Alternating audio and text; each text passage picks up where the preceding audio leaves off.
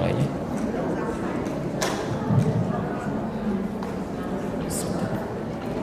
Bisa kita mulai? Baik. Bismillahirrahmanirrahim. Assalamualaikum warahmatullahi wabarakatuh. Alhamdulillahi wa kafa. Wassalatu wassalamu ala rasulillahi mustafa wa ala alihi wa sahbihi wa man wafa. Amma ba'd. فيا عباد الله أوصي نفسي وإياكم بتقوى الله فقد فاز المتقون فلا تموتن إلا وأنتم مسلمون. فقال تعالى يا أيها الذين آمنوا اتقوا الله حق تقاته ولا تموتن إلا وأنتم مسلمون. وقال يا أيها الناس اتقوا ربكم الذي خلقكم من نفس واحدة وخلق منها زوجها وبث منهما رجالا كثيرا ونساء واتقوا الله الذي تساءلون به والأرحام إن الله كان عليكم رقيبا. Saudara-saudariku, Bapak Ibu sekalian, semoga Allah senantiasa memuliakan kita semua. Mari kita awali pertemuan kita di pagi ini, kajian duha ini, dengan bersyukur pada Allah Subhanahu wa taala bahwa kita masih diberikan kesempatan oleh Allah menjalani kehidupan di hari ini. Saat barangkali, mohon maaf, sementara saudara-saudari kita sudah kembali menghadap Allah Subhanahu wa taala. Penting Bapak Ibu catat, Allah memberikan statement dalam Al-Qur'an di surah ke-67 Al-Mulk ayat kedua itu, "Huwallazi khalaqal mauta wal haya liyabluwakum ayyukum ahsanu amala." Dan kita nanti fokus karena saya 10:30 harus meninggalkan tempat ini ya. Jadi saya harus berangkat kembali. Jadi nanti ada materi yang harus kita padatkan. Jadi kalau ibu tidak fokus nanti ada beberapa hal yang ketinggalan, sayang ya. Lihat kalimatnya. Huwallazi khalaqal mauta wal haya. Dialah Allah yang telah menciptakan kematian lalu kehidupan. Tujuan utamanya liyabluwakum ayyukum ahsanu amala. Untuk menguji yang masih hidup itu siapa yang bisa meningkatkan amal kebaikannya. Sekarang coba perhatikan di sana, di ayat itu yang didahulukan kematian atau kehidupan? Kematian. Huwallazi khalaqal mauta wal hayat. Tapi umumnya manusia, maaf, wafat dulu baru hidup atau hidup dulu baru wafat?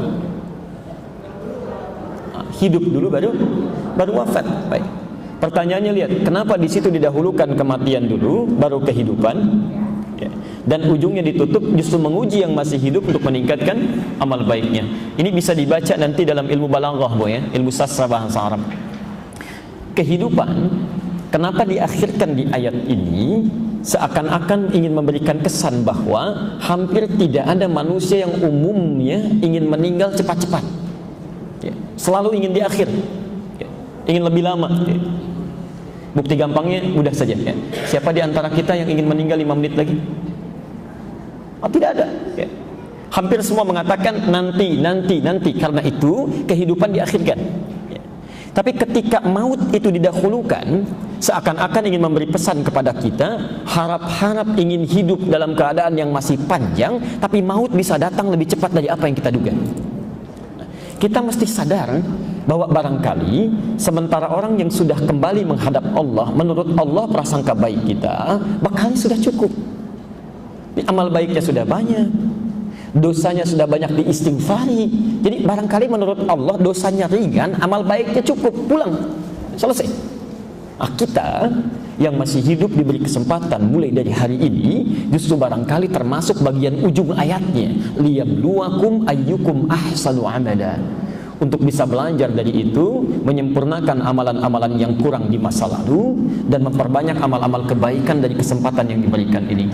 Maafkan saya kalau harus mengatakan, bila ada orang sudah diberi kesempatan tidak juga digunakan, maka berlipat kerugian pada dirinya. Coba ibu cek itu ya. Ada anak 3 tahun sudah hafal Quran walaupun sarafnya terganggu. Fajar namanya.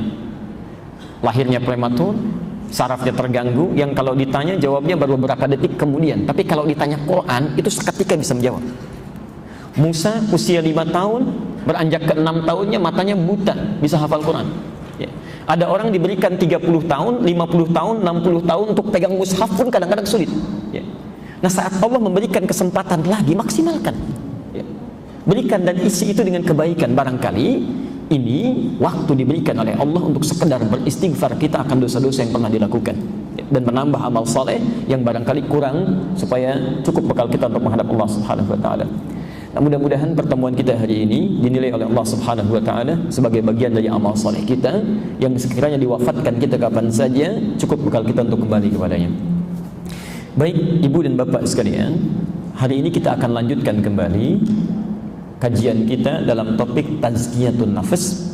Ya, tazkiyatun nafas, ilmu untuk menjaga diri, ilmu untuk menjaga diri dan membersihkan hati dari penyakit-penyakit jiwa yang mengotori. Jadi ilmu, ya,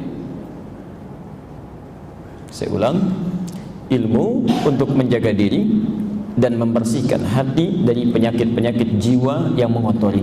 Ilmunya disebut dengan tazkiyatun nafas. Di 2 atau 3 edisi yang lalu kita telah bahas pendahuluan atau mukaddimah dari ilmu ini, ya. Kita sudah terangkan bagaimana awal mula manusia diciptakan. Kita sudah bahas apa itu perbedaan antara roh, ya, kemudian nafas, ya, ada juga akal, ada fisik, kita sudah bedakan. Nah, hari ini kita akan belajar inti kajiannya. Jadi dimulai dari sini, ya. Dan ini nanti akan menentukan apakah seseorang bisa berperilaku baik atau berperilaku buruk. Kesimpulan kita yang terakhir kemarin, sikap seseorang bisa bersikap baik atau buruk, beramal soleh atau berbuat salah, itu kata Nabi bergantung pada keadaan hatinya. Jadi kalau situasi hatinya tidak memiliki penyakit-penyakit, bersih dia, maka hati akan memberikan respon positif kepada seluruh anggota tubuhnya, ya.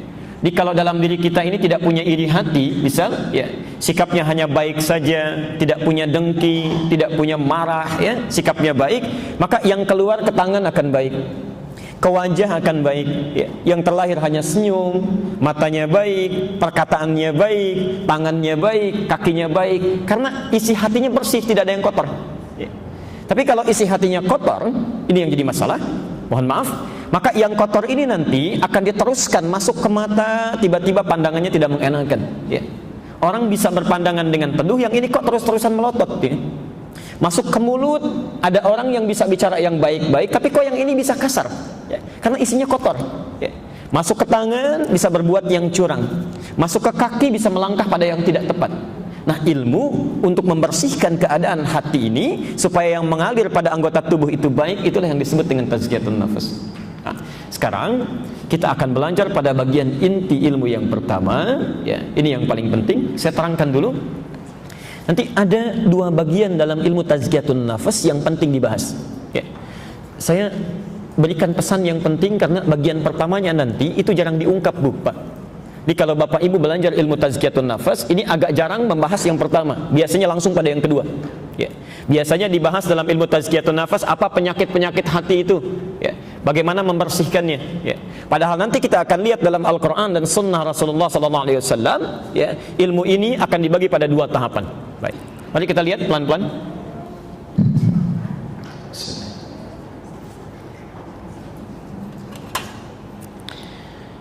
Saya pernah terangkan di awal pertemuan bahwa setiap manusia yang tercipta terlahir dari perut ibundanya, rahim ibundanya, maka keadaannya disebut oleh hadis Nabi SAW sebagai fitrah, cenderung baik, ya. Dan lingkungan nanti akan merubah, tiba-tiba bisa bersikap buruk, ya. Kita lihat di hati seseorang, kalbu seseorang.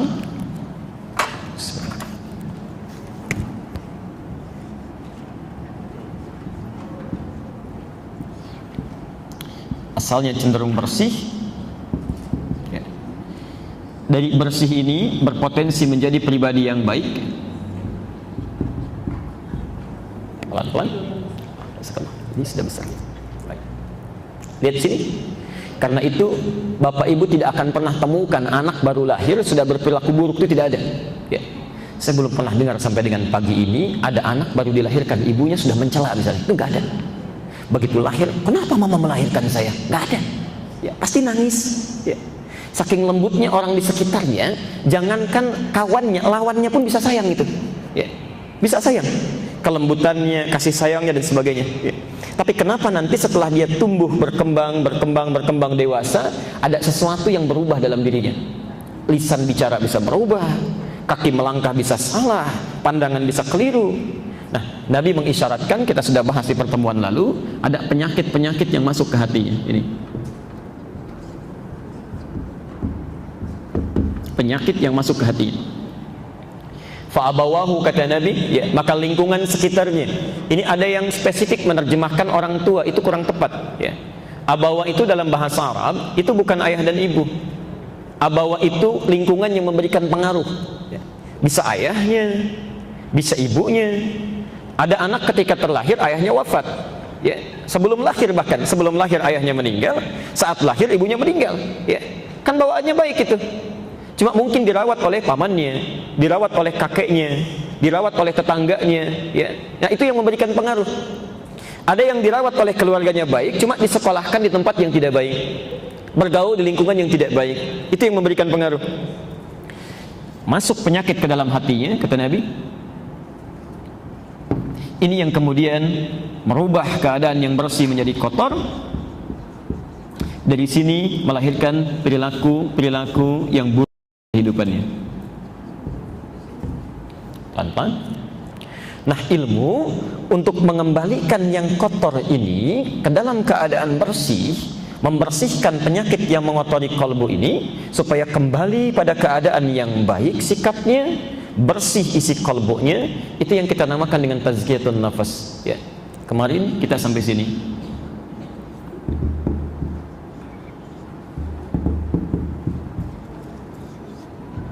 Baik, pelan-pelan.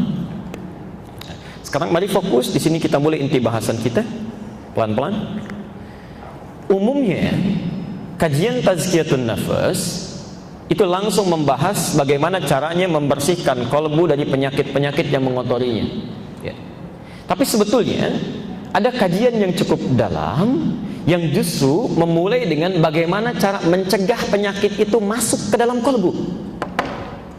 Mari kita lihat, asalnya saat seseorang itu terlahir, bersih atau kotor hatinya? Bersih. Ya. Kenapa bisa kotor? Karena ada penyakit yang masuk ke dalam kalbunya, gitu kan? Baik. Sekarang persoalannya, kalau penyakit itu bisa kita cegah untuk tidak masuk, kenapa harus kita bersihkan? Seperti penyakit fisik, ya. Ya. Ada seorang terkena penyakit fisik, kalau dia bisa cegah dirinya tidak terkena penyakit dengan melindungi diri, kenapa harus disembuhkan? Ya. Jadi kalau bisa mencegah, kenapa harus mengobati? Ya. Karena itu bagian pertama dari ilmu tazkiyatun nafas itu sebetulnya bukan membersihkan kotoran yang ada di kalbu, tapi satu, mencegah penyakit-penyakit hati masuk ke dalam kalbu. Aspek pencegahan. Satu, pelan-pelan. Nah, nanti pada bahasan yang kedua, kalau ternyata selama hidup ini ada struktur tubuh kita yang lemah untuk mencegah penyakit itu masuk, ya, seperti penyakit fisik mudah datang, menginfeksi, ya, mudah menjangkiti karena imunnya lemah, maka nanti ada orang yang hatinya pun lemah, ya, perisainya lemah, sehingga mudah terjangkiti penyakit-penyakit hati. Nah, kalau sudah masuk ke dalam jiwanya, ke dalam kalbunya, bagaimana kemudian cara membersihkannya? Itu bagian yang kedua nanti, ya. Cara mengobati atau membersihkan penyakit hati. Jadi pertama aspek pencegahan, kedua aspek pengobatan atau pembersihan. Kita mulai bagian yang pertama. Dicatat dulu dalilnya, silahkan. Kita berusaha sedapat mungkin untuk bisa membahas sesuai dengan tuntunan Al-Quran dan Sunnah Rasulullah SAW. Jadi nanti kita akan bahas, kalau ada teori-teori modern terkini yang paling bagus, maka bila ada di Quran, Quran yang terbaik, ya. Bila ada contoh-contoh yang cukup baik, kalau Nabi sudah mencontohkan, maka contoh Nabi yang paling bagus, ya. Nanti kita akan buktikan. Satu, Quran surah ke-24 ayat 30 untuk laki-laki, para pria.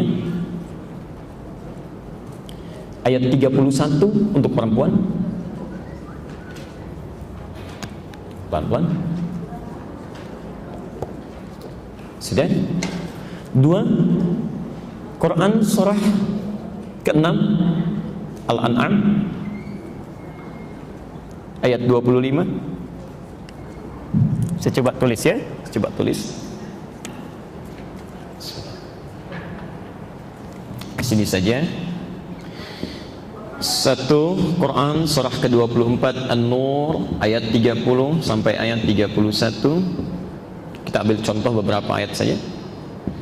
2 Quran surah ke-6 Al-An'am ayat 25. Itu bisa disimpulkan di Quran surah kedua ayat ke-7. Ini bahayanya. Kita ambil hadisnya misalnya.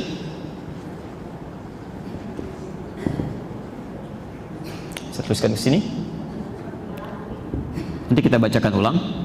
Hadis Muslim nomor hadis 1015 1015. Hadis Muslim masih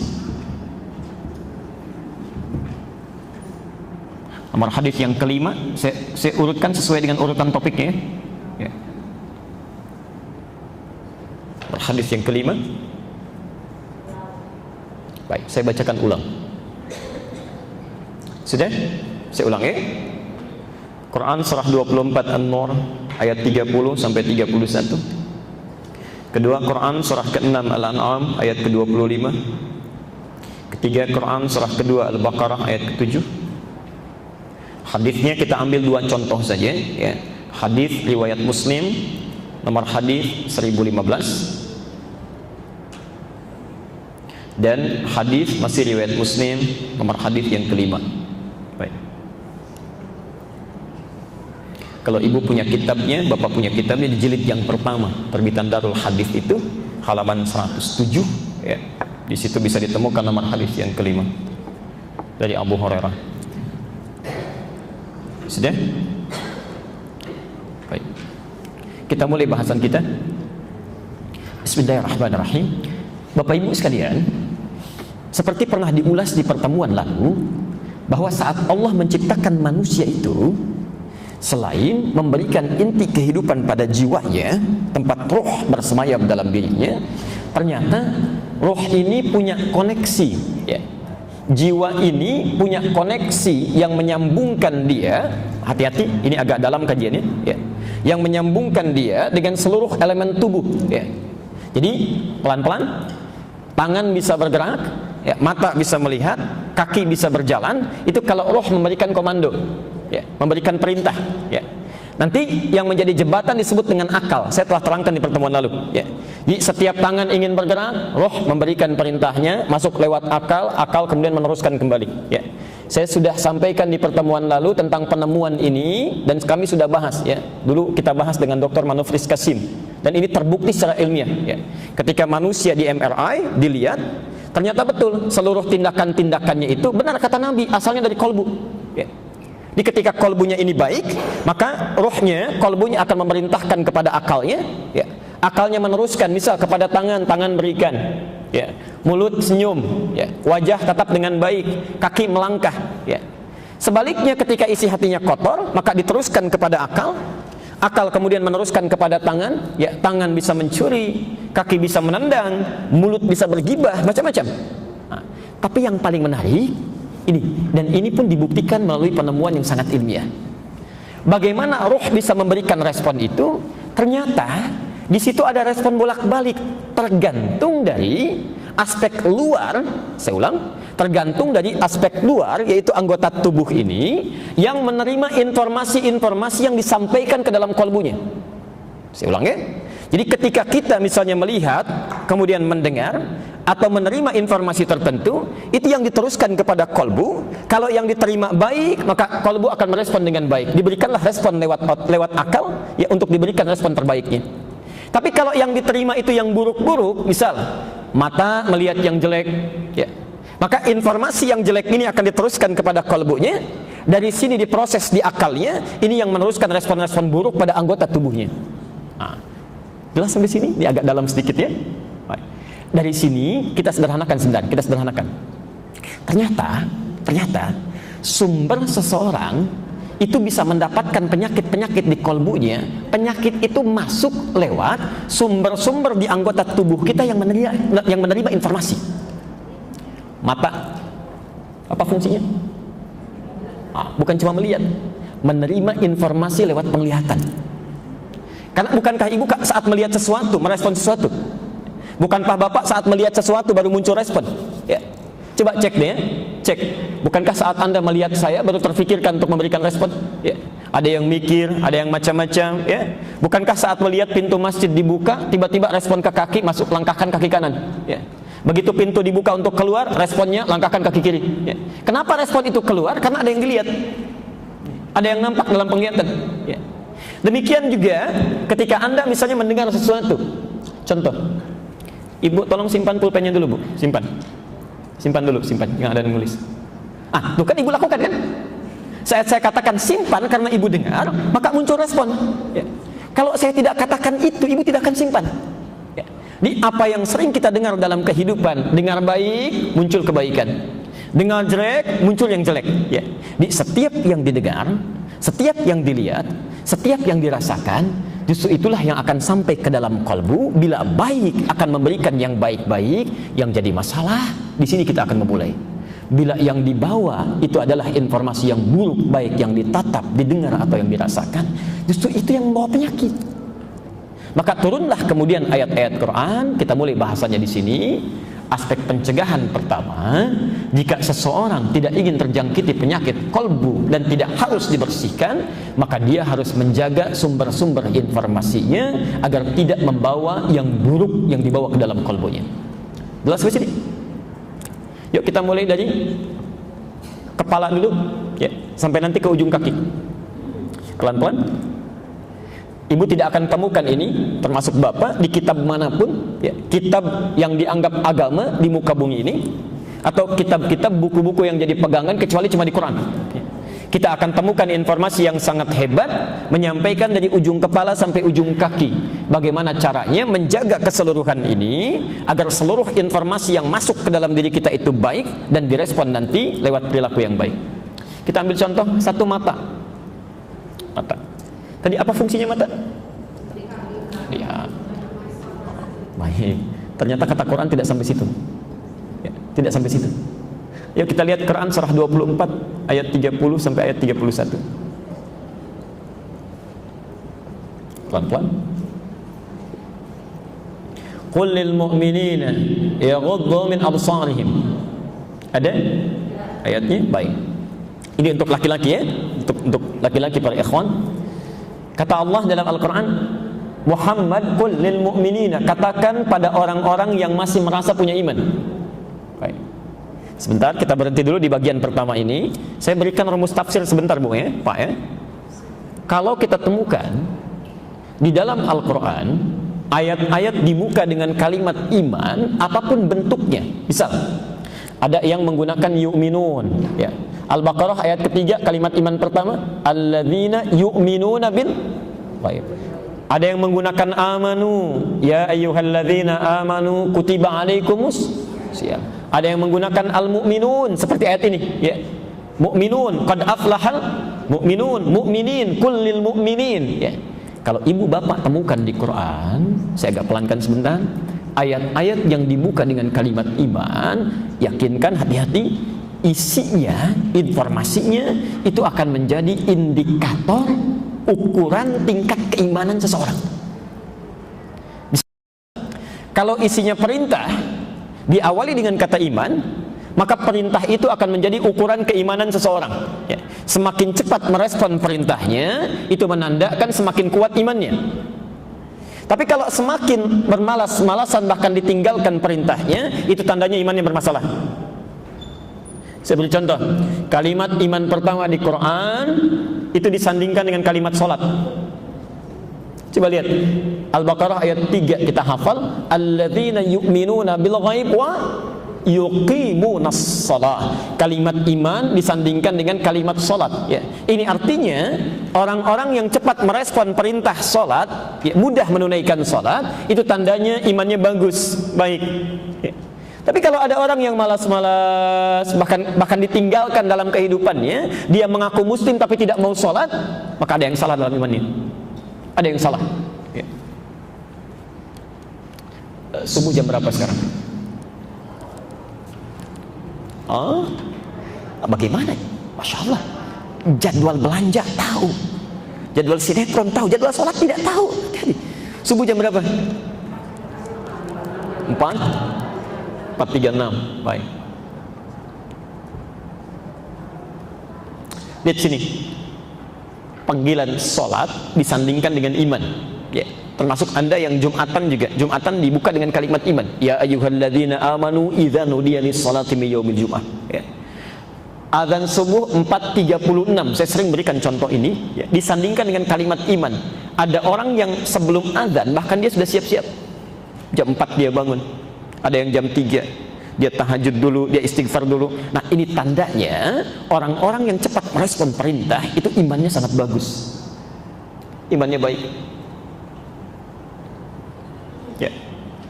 Tapi yang jadi masalah, misal dipanggil jam 4:36, ada yang malas-malasan. Ya, ada yang terabaikan, bahkan mungkin ada yang baru bangun jam 6:34, ya. Dan ini pun belum sadar sholat. Belum sadar sholat, maka ada sesuatu yang salah dalam kehidupannya. Dia bola bisa bangun, sholat bisa tertinggal. Ya. Ini imannya bermasalah.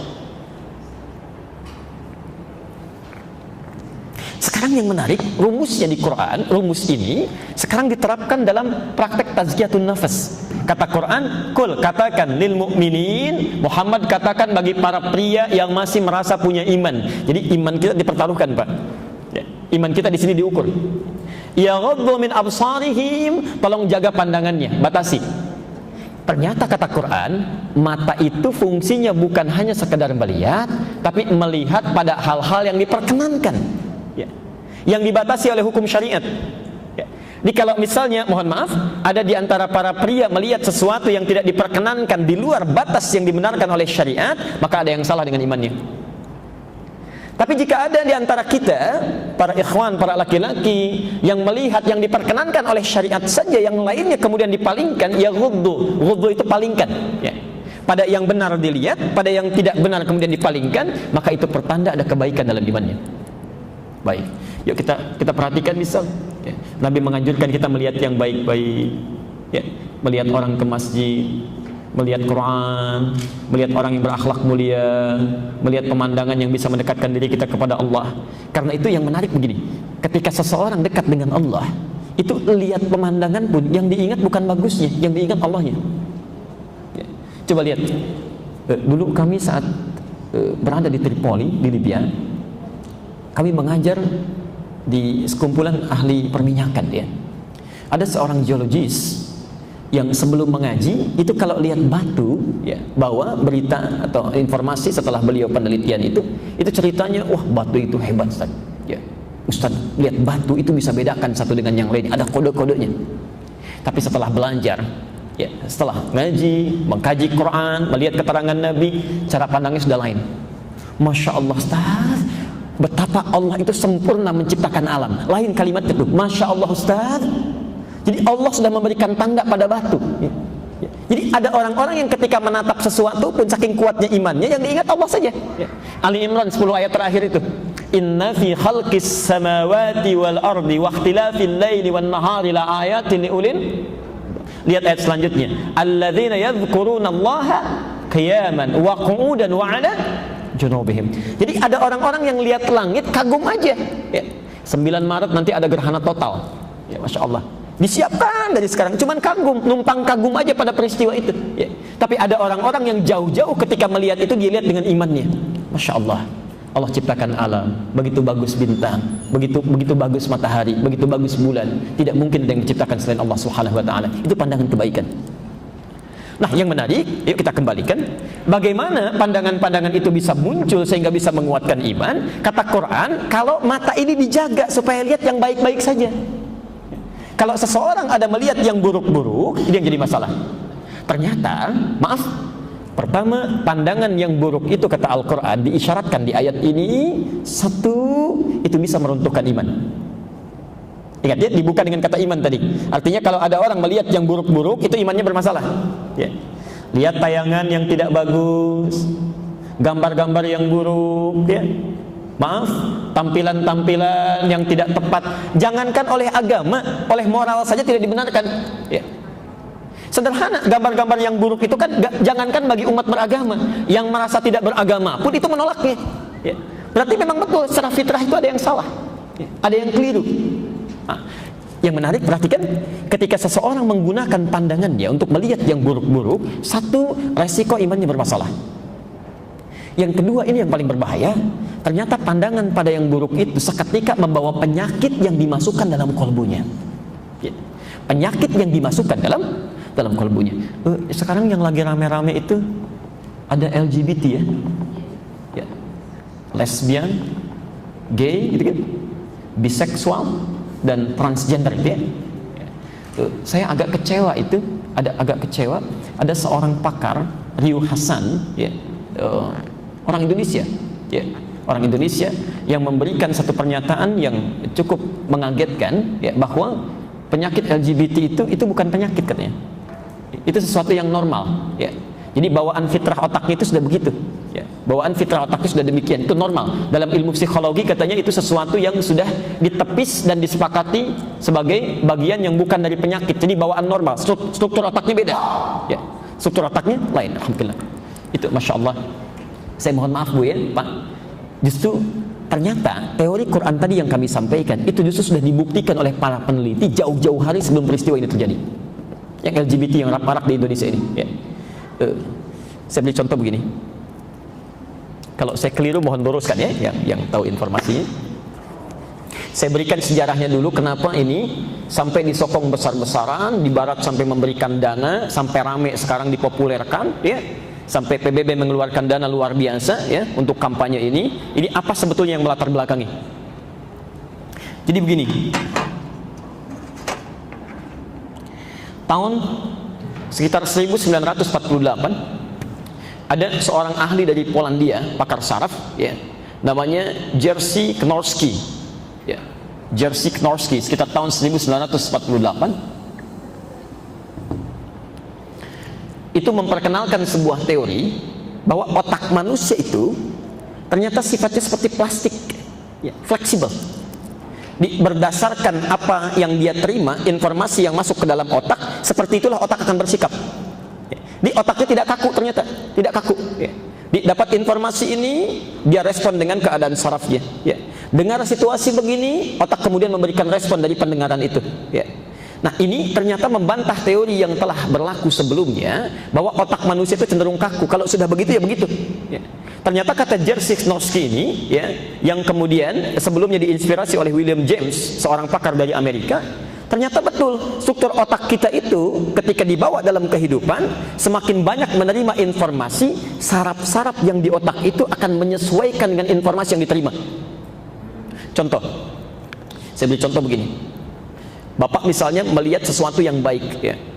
Saat melihat yang baik itu, maka ribuan saraf yang ada pada diri kita, pada otak itu akan merespon, baik itu yang sifatnya perasaannya, ya, baik itu yang sifatnya larut dalam apa yang dilihatnya. Semakin sering itu dilihat, maka respon kita itu akan disalurkan oleh ribuan saraf ini, baik ke tangan, ke kaki, ke pandangan, ke imajinasi.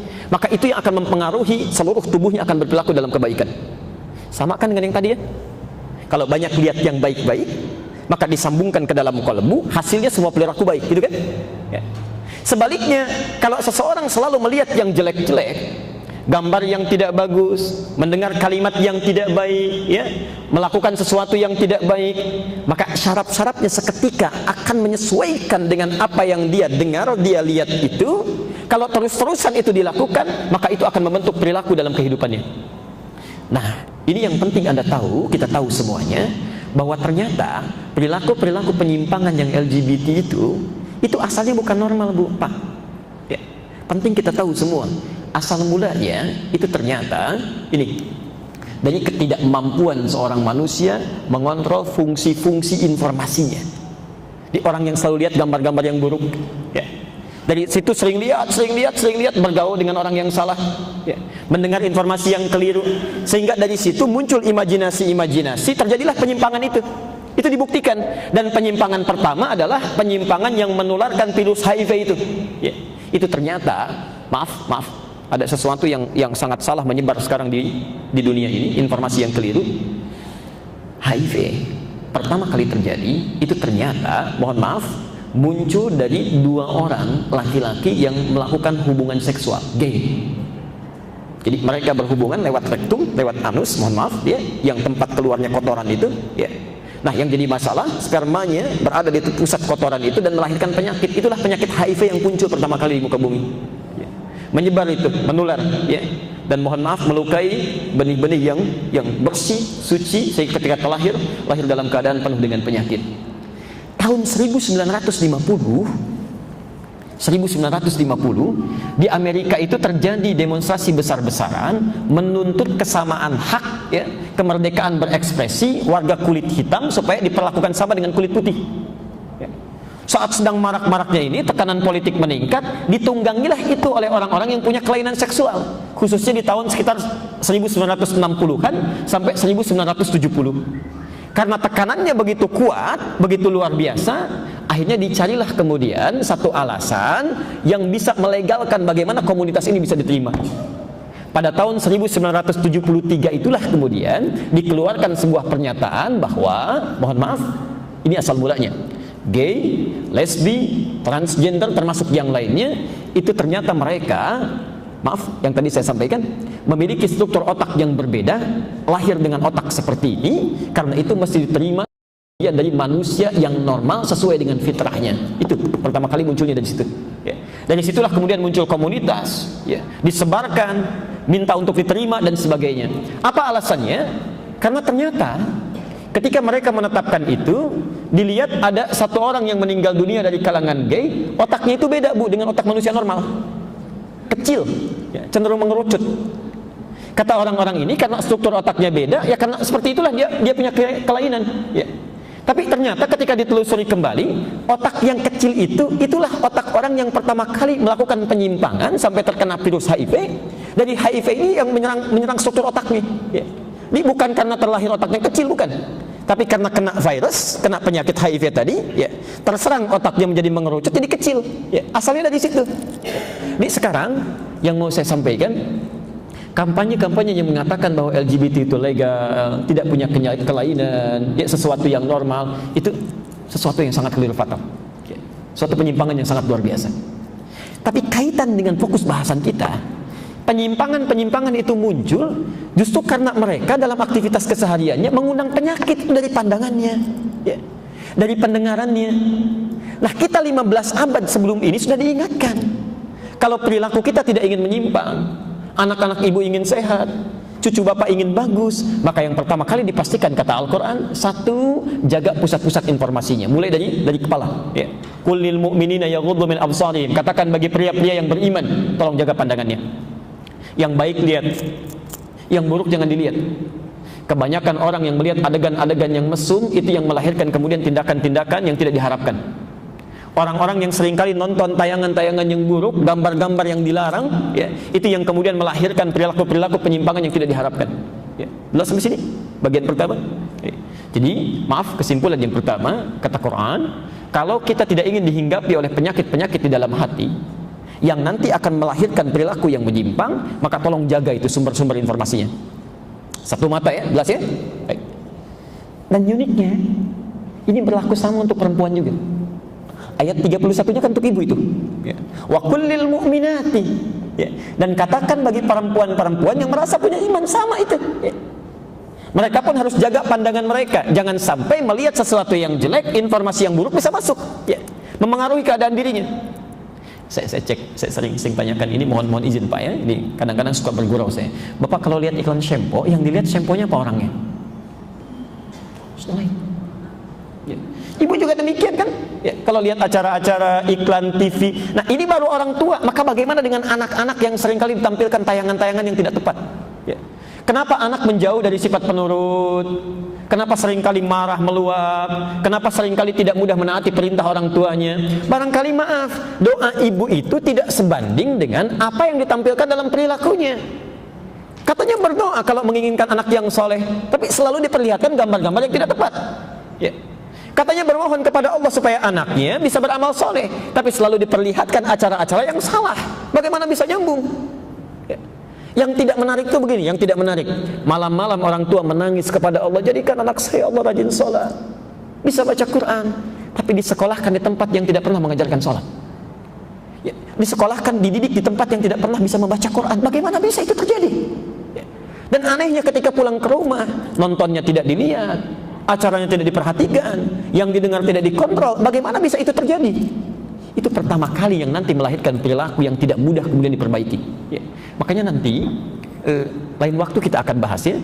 Al-Quran itu begitu jeli, Bu, Pak, memberikan konsep pendidikan anak dari mulai dalam kandungan sampai dengan anak itu meninggal dunia. Sampai dengan meninggal dunia, kalau kita masih hidup itu. Saya beri contoh cepat ya, contoh cepat saja.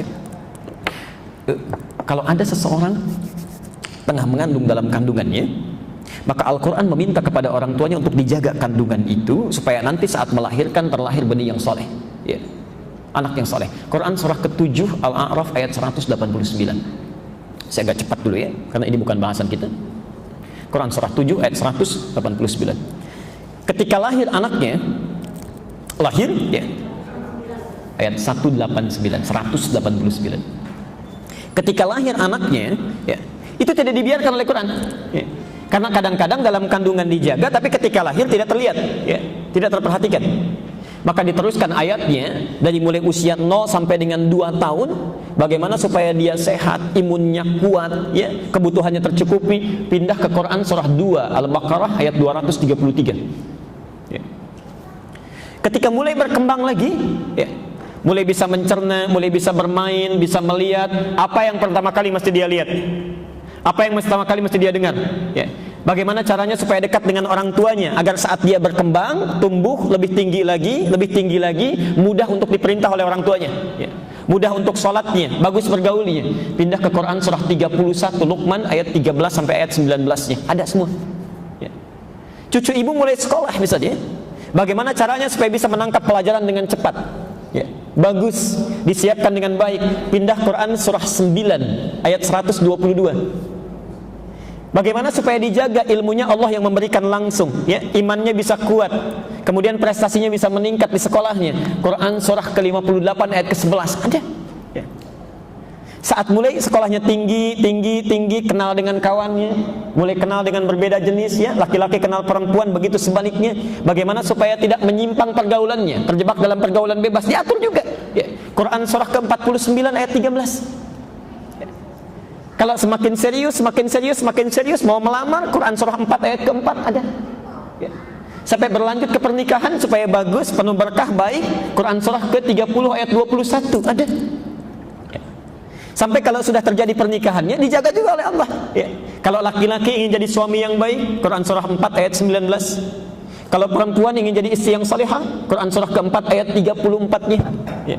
Bahkan hebatnya, saat ibu punya putra sudah berumah tangga, yang laki-lakinya sebagai suami mulai mencari nafkah, itu pun diarahkan juga oleh Quran. Bagaimana supaya terjaga dengan baik?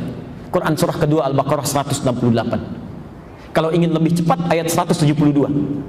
Kalau ingin lebih mudah, Quran surah 7 ayat ke-96-nya. Ada semuanya, Bu. Ya. Bahkan saat sakit pun, bagaimana caranya berobat yang benar, ya, yang baik, yang tidak tercampuri oleh sesuatu yang haram, yang tidak mengundang penyakit. Kalau sakitnya biasa-biasa, Quran surah 26 ayat 80. Kalau sakitnya parah, Quran surah ke-21 ayat 83 sampai 84. Ada semuanya. Ya. Insya Allah. Bahkan saat seseorang akan meninggal pun, Quran masih memberikan gambaran. Mau yang mana? Apakah yang baik-baik? Quran surah ketiga ayat 185. Yang dipanggilnya enak, Quran surah ke-89 ayat 27 sampai dengan ayat 30. Ya. Ya, saya cuma berikan gambaran, nanti kalau mau tanya lagi silahkan. Ya. Ya, baik. Ya, enggak, tadi dari awal saya sampaikan bahwa saya akan bacakan cepat, ibu nggak usah catat. Nanti di akhir silahkan kalau mau tanya lagi. Ya. Saya cuma ingin sampaikan, sebetulnya diri kita ini dirawat oleh Allah dari sebelum lahir sampai mau meninggal. Ya. Jadi kalau kita berubah menjadi jelek, yang salah itu bukan Allah, bukan fitrahnya itu. Ya. Yang salah diri kita sendiri. Allah sudah merawat diri kita dengan baik, kita yang mencelakai diri. Jadi kalau tangan ini berubah menjadi kotor, kaki menjadi salah melangkah, lisan jadi salah bicara, itu bukan Allah yang salah. Allah sudah jaga, kenapa kita rusak? Itu maksudnya. Ya. Jelas sampai sini? Baik, itu contoh bagian yang pertama. Jadi tolong ibu, bapak mulai hari ini pastikan di seluruh keluarga kita, mulai anak, cucu, keluarga besarnya, coba lihat, jangan-jangan yang menjadikan salah berperilaku itu karena salah memandangnya, ya. salah menampilkan informasi lewat pandangannya, ya. Jelas di sini? Contoh kedua, ini yang paling berbahaya. Saya berhenti di sini, nanti kalau ada pertanyaan silahkan diajukan setelah sesi ini, ya. Saya beri contoh cepat, contoh kedua, Quran surah 6 ayat ke-25.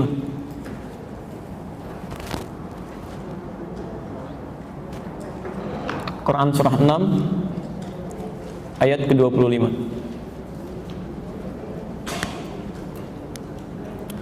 Saya mau masuk ke mulutnya. Ke mulut saya cepat saja. Maaf, di telinga dulu sebentar, telinga nanti baru masuk ke mulut. Telinga dulu. Ini yang paling dominan ya, ini yang paling dominan. Satu tadi mata. Jadi kalau ada seseorang yang punya penyakit di kolbunya, iri hati, dengki, macam-macam, sumber pertama mata, ya. Bukankah iri hati nampak pertama kali lewat mata? Tetangga beli mobil lebih bagus dibanding kita, mulai punya perasaan, kan? Salah lihat, ya. Bahkan ada orang yang saking parahnya, tetangga cuma ganti cat rumah aja, usilnya luar biasa itu, ya. Begitu melihat kok jadi salah itu. Itu sesuatu yang sangat fatal itu, sesuatu yang sangat fatal. Teruskan dulu. Sekarang telinga. Seperti halnya mata, Allah pun meminta kepada kita untuk menjaga telinga kita. Karena ada orang-orang yang telinganya tersumbat terkena penyakit. Jadi nanti fatalnya, begitu tersumbat oleh sesuatu yang buruk, dia nggak bisa dengar apa-apa.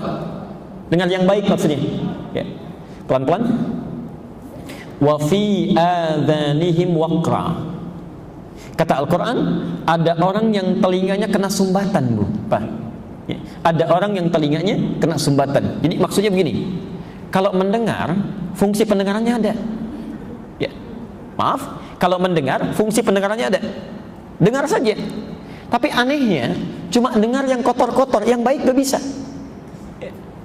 Saya gambarkan situasinya ya. Ada orang saking sayangnya Allah kepada orang ini, dibangunkan masjidnya di samping rumahnya. Anda bayangkan, ini rumahnya, ini masjid dibangunkan oleh Allah, yang dia tidak perlu pasang alarm lagi.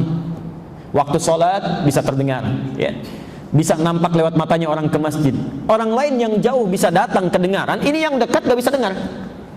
Ada yang begitu, ya. Padahal Allah sudah saking sayangnya dibangunkan di samping rumahnya, tapi dia gak bisa dengar. Ya. Allahu Akbar, biasa saja. Ya. As-salatu khairum minan naum, dia terbalik itu. An-naumu khairum minas salah. Ya. Tidur lebih baik daripada sholat. Itu masuk saja ke dalam dirinya, ya. Gak bisa dengar. Tapi begitu dengar konser di Senayan, itu bisa cepat sampai, ya. Pakai biaya pun dikejar-kejar, bisa itu, bisa, ya. Dengar satu maksiat, cepat masuknya, aktif terlibat di dalamnya. Apa yang salah? Perhatikan, ketika seseorang seringkali mendengar yang baik-baik, responnya akan baik.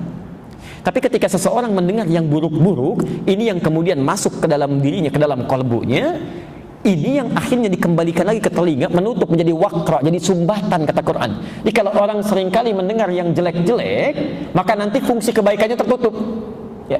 Dia hanya akan terbiasa mendengar yang jelek saja, ya. Tolong catat pernyataan saya ini. Baik dengan buruk itu tidak akan pernah bersama. Halal, haram tidak akan pernah menyatu.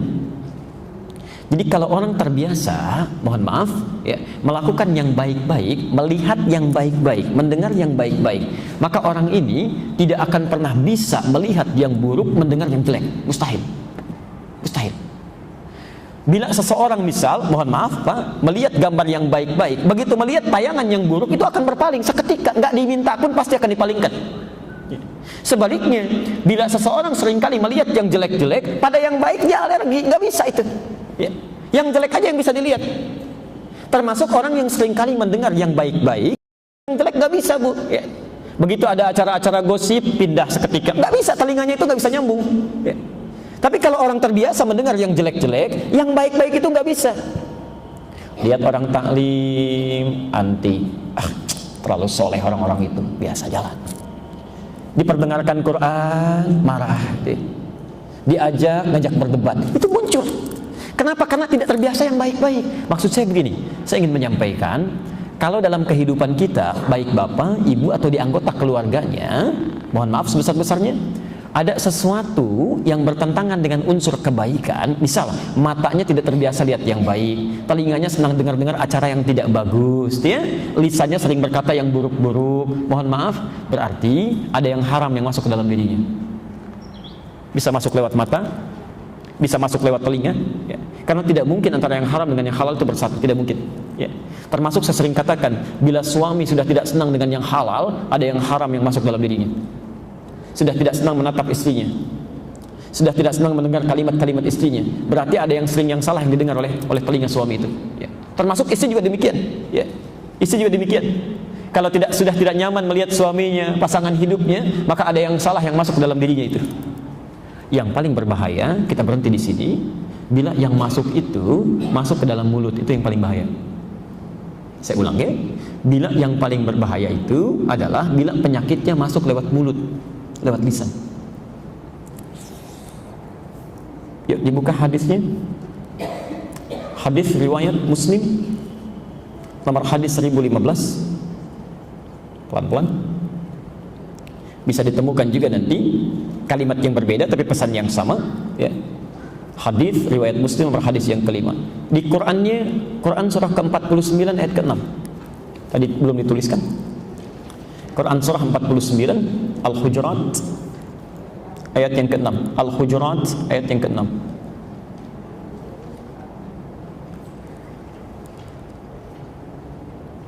Sebentar. Baik, saya ilustrasikan begini Bu, ya. Saya ilustrasikan. Kalau yang masuk lewat mulut umumnya apa?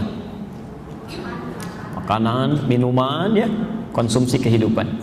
Perhatikan, kalau seseorang seringkali memasukkan yang halal ke dalam mulutnya, maka yang halal itu akan berproses, ya, dibawa oleh darah, dicerna oleh tubuh, lalu diteruskan. Nanti ada yang masuk ke mata, ya, masuk ke telinga, kemudian masuk ke tangannya, masuk ke kakinya, jadi energi dalam kehidupan. Yang baik-baik ini nanti akan jadi motor kebaikan dalam dirinya. Jadi begitu dengar sesuatu yang baik, cepat, karena biasa yang masuknya yang halal, ya, dinyambung dengan yang halal lagi. Dengar azan, cepat, kakinya ringan melangkah, ya, tangannya mudah untuk bergerak, matanya mudah memandang yang baik-baik. Yang paling celaka, ini yang berbahaya, bila seseorang memasukkan yang haram dalam mulutnya.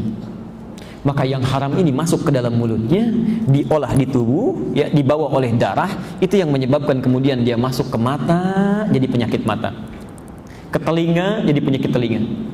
Bahkan yang paling berbahaya, ke hati, itu bisa menutup hati, jadi penyakit hati, itu yang paling fatal. Maka turunlah ayat Quran surah kedua Al-Baqarah itu, ayat yang ke-7. Perhatikan kalimatnya. Khatamallahu ala qulubihim wa ala sam'ihim wa ala absarihim ghishawah. Pelan-pelan. Ada orang-orang yang matanya nggak bisa lihat, kata Allah, ya, matanya tidak bisa melihat, ya, bukan mata fisiknya, ya. Saya pernah sampaikan di pertemuan lalu, ada mata fisik, ada mata hati kita itu, ya. Kalau mata fisik tugasnya itu untuk menampakkan benda-benda di sekitaran kita, ya. Ini apa? Mikrofon, ini handphone, ini tisu, itu mata fisik.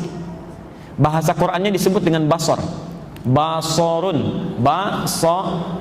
Quran surah 17 ayat 36.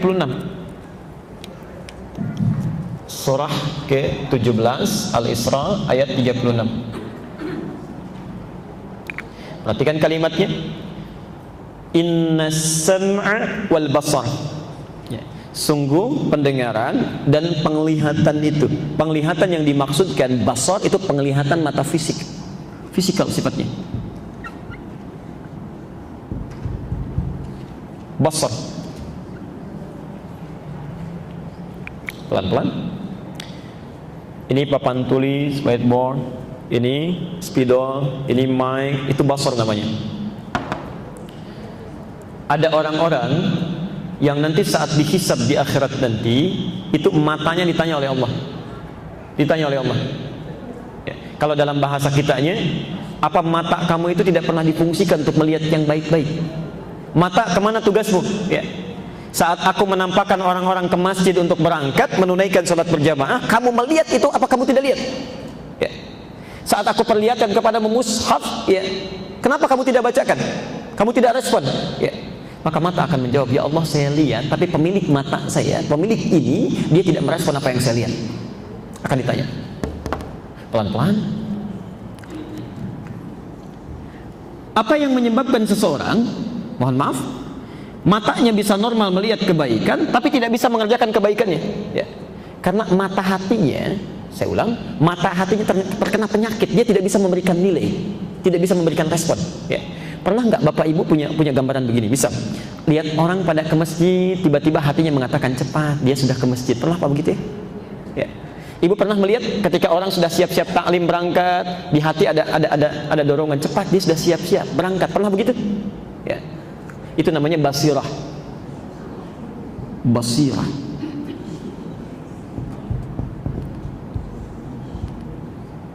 Quran surah ke-75 ayat 14.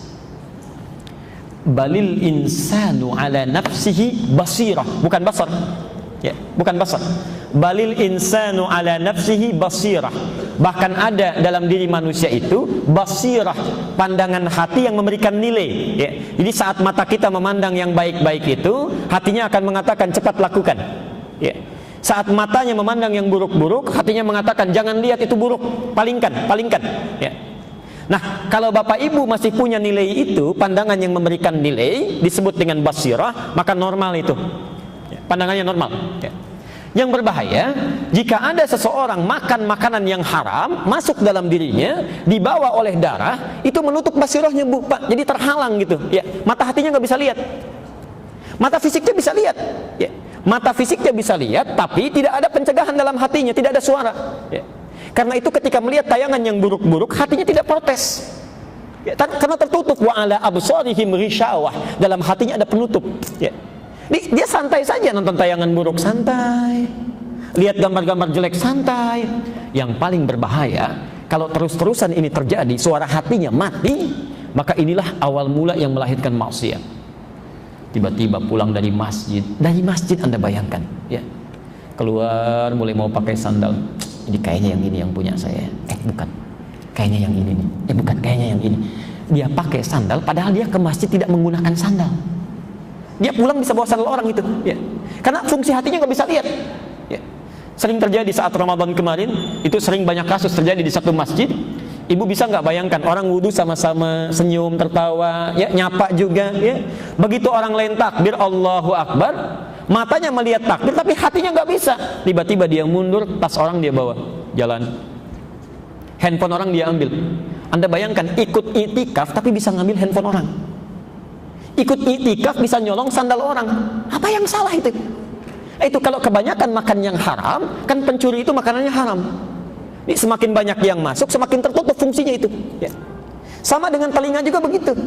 Telinga juga begitu. Jadi kalau nanti kebanyakan yang haram masuk, coba deh Bapak Ibu tes, ya. Bukankah saat azan berkumandang itu, hati kita mengatakan cepat, sudah azan, siap. Ada begitu, ya? Tapi tidak sedikit ditemukan sudah azan pun telinganya biasa saja, ya.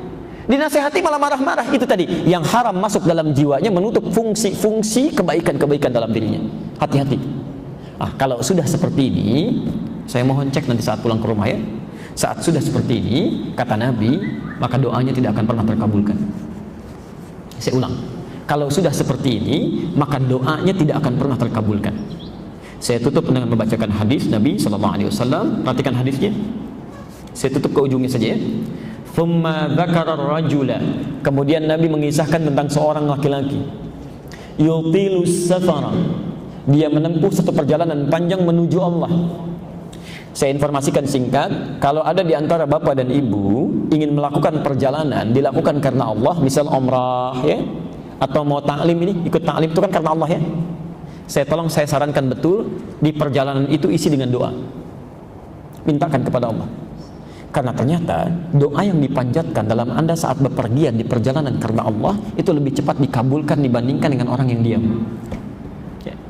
Terutama saat Bapak Ibu ikut ta'lim ini. Itu hadisnya langsung di 3 kitab hadis, Bu, Pak. Ada di hadis Muslim nomor hadis 1389, At-Tirmidzi nomor hadis 2682, dan Ibnu Majah nomor hadis 219, ya. Man salaka tariqan yaltamisu fihi ilman sahalallahu lahu tariqan ilal jannah. Ya, yang paling menarik, perhatikan. Wa innal malaikata la tadau ajnihataha ridwan li talabil ilmi. Siapa yang menyiapkan dirinya, melangkahkan kakinya berangkat untuk belajar sebagian dari pengetahuan agamanya, maka Allah akan ringankan, akan dibalas dengan meringankan langkahnya ke surga. Saat dia berangkat menyiapkan saja, maka malaikat membentangkan sayapnya, ya, membentangkan sayapnya. Kalaulah penuntut ilmu tahu, saat dia mulai berangkat sampai kembali lagi ke tempat dia tinggal, maka malaikat membentangkan sayapnya, memberikan ridho kepada dia. Ya. Ridhonya malaikat itu maknanya dua. Saya ulang ya, ridhonya malaikat memiliki dua arti. Satu, memohonkan ampunan pada dosa-dosa yang dilakukan. Ya. Memohonkan ampunan pada dosa-dosa yang dilakukan. Yang kedua, ini yang menarik, mengaminkan doa-doa yang dimohonkan.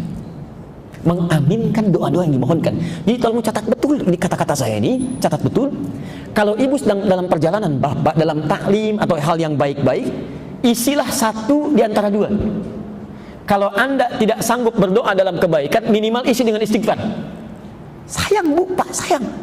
Karena setan itu begitu cerdas itu, setan itu jenius itu. Ya. Dia tidak ingin kehilangan peluang untuk menggoda seorang hamba, seorang anak manusia. Ya. Sudah capek-capek menggoda, tiba-tiba diampuni oleh Allah. Dia palingkan itu. Ya. Makanya ini bisa terjadi bu ya, bisa terjadi. Bahkan saat saya sampaikan sekarang pun, ibu masuk mobil bisa lupa itu. Ya. Begitu masuk, yang tadinya ada peluang istighfar, tiba-tiba ngobrol. Ya. Tiba-tiba bisa foto-foto, tiba-tiba bisa bikin status, baru mengikuti taklim. Tak, ada selesai itu. Ya. Itu masuknya cepat sekali. Ya. Isi dengan doa. Jadi doa yang disampaikan dalam perjalanan itu cepat mengabulkan. Ya. Dua, sampai kata Nabi asy'atha aghbara, sampai saking totalnya berperjalanan, itu penampilannya sampai acak-acakan. Saking seriusnya. Yamuddu yadaihi ilas sama, lalu dia mengangkat tangannya ke langit begini. Informasi saja, di hadis lain disebutkan orang yang mengangkat tangannya sambil berdoa, saat berdoa mengangkat tangannya lebih cepat dikabulkan dibandingkan dengan yang diam. Tapi nanti satu waktu kita bahasnya, ada caranya. Saya sering lihat agak keliru, tidak sesuai dengan hadisnya. Ya. Kalau hadisnya bukan terpisah begini, ya. Di hadis itu mendekat begini. Ya. Jadi kalau anda berdoa mengangkat tangan, diangkat sejajar dengan dadanya begini, ya. Itu bukan terpisah begini bu, pak. Ya. Tapi mendekat seperti ini. Mendekat, ya, baik. Tapi tidak semua nanti mengangkat tangan itu sampai seperti ini. Nanti ada yang kalau sifatnya sangat dibutuhkan dia bisa mengangkat lebih tinggi. Ya. Dalam Jumatan khatib cukup mengangkat telunjuknya saja. Ya. Nanti ada beberapa hal tertentu yang spesifik harus dibahas. Tapi poinnya orang ini menempuh perjalanan panjang. Yang kedua dia mengangkat tangannya. Ya. Yang ketiga ini yang paling dahsyat. Fayaqulu ya Rabb, ya Rabb. Kemudian yang ketiga, orang ini memulai dengan Al-Asma'ul Husna. Ada ayat dalam Al-Quran yang meminta kita saat berdoa, coba awali dengan Al-Asma'ul Husna. Nanti di hadis ditafsirkan, orang yang berdoa membuka dengan Al-Asma'ul Husna, itu akan lebih cepat dikabulkan dibandingkan dengan orang yang tidak membacakannya. Quran surah ke-17 ayat 110. Quran surah 17 ayat 110. Dua ayat terakhir. Perhatikan rumusnya ya, rumus Qur'annya. Ini juga suka agak keliru prakteknya. Qulidullah. Ya, Quran surah 17 Al-Isra ayat 110. Ya. Qulidullah. Jika Anda punya persoalan dalam hidup, silahkan mintakan solusinya kepada Allah. Ya, berdoa minta. Sudah. Surah Al-Isra, surah ke-17 ayat 110. Qulid Allah, jika Anda punya masalah dalam kehidupan, silahkan berdoa kepada Allah, sebut namanya. Ya. Awid Ar-Rahman, yang menarik, ini yang paling penting, tolong ibu garis bawahi ya. Ayyamma tad'u falahul asma'ul husna. Kapanpun, persoalan apapun Anda ingin mohonkan kepada Allah, Allah punya nama-nama yang sesuai dengan kebutuhan dan persoalan kita. Ya. Lihat rumusnya. Jadi kalau ibu punya masalah, ingin menyebut Al-Asmaul Husna, kata Allah nggak usah disebut semuanya. Cari saja nama-nama Allah yang sesuai dengan kebutuhan kita. Ya. Misal, ada orang yang sedang terkena kesulitan, sulit luar biasa. Cukup sebut namanya satu, Ya Al-Fattah, Ya Allah, Ya Al-Fattah, Ya Al-Fattah, Ya Al-Fattah, minta. Ada orang butuh rezeki, sebut namanya Ya Razzaq, Ya Razzaq, Ya Razzaq. Ya. Ada orang yang diusili, diganggu oleh orang lain, sebut namanya ya Jabbar, ya Jabbar, ya Jabbar. Ya. Saat ada musibah, ingin diberikan kesabaran, sebut namanya ya Sabar, ya Sabar, ya Sabar. Ya. Tidak perlu semuanya, sebut yang terkait dengan kebutuhan kita saja. Ya. Tapi kalau ibu tidak mampu menemukan kalimat yang kira-kira kita hafal sesuai dengan kebutuhannya, sebut nama puncaknya, ya Rabb, ya Rabb, ya Rabb. Ya.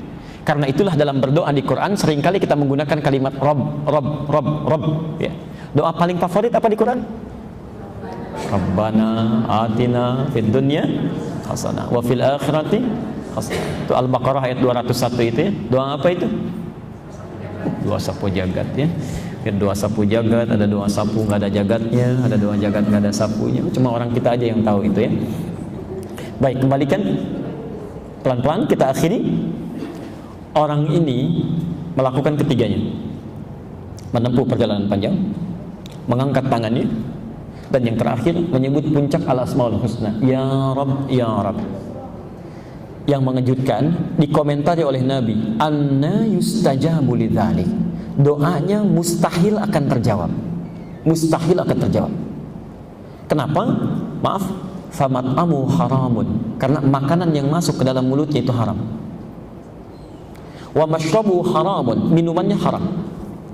Bahkan wa malbasu haramun, pakaiannya haram. Ya. Biasanya kan kalau makanan sudah masuk haram, ya maaf Bu ya, Pak maaf, minuman sudah masuk haram, biasanya kan masuk ke tangan jadi haram, kaki jadi haram. Jadi usahanya pun akan senang pada yang haram. Ya. Langkahnya akan senang pada yang haram. Bicaranya senang yang haram-haram. Makanya wa ghudhiya bi haramin, perangkat hidupnya pasti akan haram itu. Ya. Pasti akan haram. Tidak mungkin ada orang terbiasa yang halal mencari yang haram, itu mustahil. Tapi kalau orang sudah memasukkan yang haram pada mulutnya, itu yang paling berbahaya. Perangkat hidupnya bisa haram. Kata Nabi, kalau situasi ini terjadi, maka doanya tidak akan pernah terkabul. Tidak akan pernah. Dan itu puncak penyakit hati ada di situ. Dan yang paling sulit mengeluarkannya, membersihkannya nanti di bagian yang kedua, itu yang masuk yang haram ke dalam mulut, itu yang paling susah. Ya. Yang lainnya mudah. Kami pernah menguji Bu 30 anak, ya, dikumpulkan di satu tempat, konon belajar di sekolah-sekolah Islam dan menghafal Quran. Ya. Saya agak penasaran, saat itu saya bilang coba kumpulkan, saya ingin tahu bagaimana hafalan Qurannya. Tapi yang paling menarik, saya fokus saja, ada satu anak yang unik sifatnya, unik, diaturnya sulit luar biasa, sulit. Tapi saat bergabung itu dia bisa bertahan, lihat begini, ya. Pertemuan pertama patuh baik, ya. Tiba-tiba mulai aktif, tapi bertahan sampai selesai. Saya agak kebingungan, kok bisa ya? Orang tuanya soleh luar biasa, ibunya solehah, rajin mengaji, baik ya, ayahnya juga baik, masya Allah teduh orangnya. Saya pikir ini ada yang tidak tepat ini, tidak nyambung ini. Tidak mungkin terlahir dari rahim seorang yang solehah, anak yang bermasalah, itu mustahil, mustahil. Maka ternyata setelah taklim selesai, ibunya mendekati, alhamdulillah Ustaz, anak saya bisa bertahan. Biasanya saya bawa ke sekolah manapun, saya tunggu 5 menit di depan sekolahnya. Itu gurunya langsung mengantarkan kembali untuk dibawa pulang. Ya. Apa yang terjadi? Ternyata anak itu anak adopsi, dilahir kembar dari ibundanya. Satu diambil oleh salah seorang artis, satu lagi oleh beliau itu. Ibu tahu apa yang terjadi? Kenapa diadopsi? Karena ibunya saat mengandung itu seringkali senang minum minuman keras. Bapaknya pencuri. Yang haram tuh komplit itu. Komplit ya. Bahkan sebelum anak ini lahir sudah terzalimi itu. Nah, itu tidak mudah itu merubahnya, tidak mudah. Ya, jadi mulai bertahun-tahun karena sudah jadi daging itu. Ya. Harus ada makanan yang halal lagi yang bisa menghilangkan yang haramnya. Ya. Harus ada lingkungan yang halal lagi yang membentuk yang haramnya, ya, yang mengeluarkan yang haramnya. Itu tidak mudah. Karena itu saya pesankan betul Pak, mohon izin, mohon maaf sebesar-besarnya. Demi Allah saya katakan, jangan pernah bawa secuil pun yang haram dalam kehidupan, karena fatal akibatnya. Fatal. Bapak bawa rezeki yang haram dimasak oleh ibu, yang makan bukan 1-2 orang, bisa banyak orang. Ya. Atau setidaknya ibu pun mendapatkan yang haram dalam kehidupan diterapkan pada anak, itu sangat berbahaya, sangat berbahaya. Bukan hanya akan menghambat kecerdasannya, tapi yang berbahaya itu akan menghambat keimanannya dan kedekatannya dengan Allah Subhanahu Wa Taala. Percuma Anda punya anak jenius, tapi bisa maksiat dalam kehidupan. Ya. Itu yang paling berbahaya. Saya kira itu bagian yang pertama yang kita akhiri sampai di sini. Jadi kesimpulannya, jika Anda ingin terbebas dari penyakit-penyakit hati, maka jangan sampai ruang-ruang penangkap informasi ini, mata, telinga, mulut, dan yang lainnya digunakan untuk menangkap yang buruk-buruk yang dilarang oleh syariat atau dilarang oleh Al-Quran dan Sunnah Rasulullah Sallallahu Alaihi Wasallam. Maaf, kelihatannya seperti mudah, tapi prakteknya tidak semudah yang diucapkan. Ya, karena mulai bangun pun ibu bisa mendengar sesuatu yang salah. Mulai lihat TV sudah bisa melihat yang keliru. Ya, mulai keluar dari masjid ini pun bisa memandang sesuatu yang tidak tepat. Ya. Sekira itu, bila ada yang akan ditanyakan atau sesuatu yang disampaikan, sekiranya ada waktu barangkali sampai sekitar 7 atau 10 menit ke depan, kami persilakan. Pertama yang terkait dengan topik dulu, kalau tidak terkait dengan topik maka silahkan bisa menyampaikan yang di luar topik. Ada? Baik, jelas uraiannya? Kalau jelas barangkali tidak perlu ada yang ditanyakan ya. Saya tahu. Yang di luar topik silakan. Alhamdulillah, silakan. Masih ada yang menulis?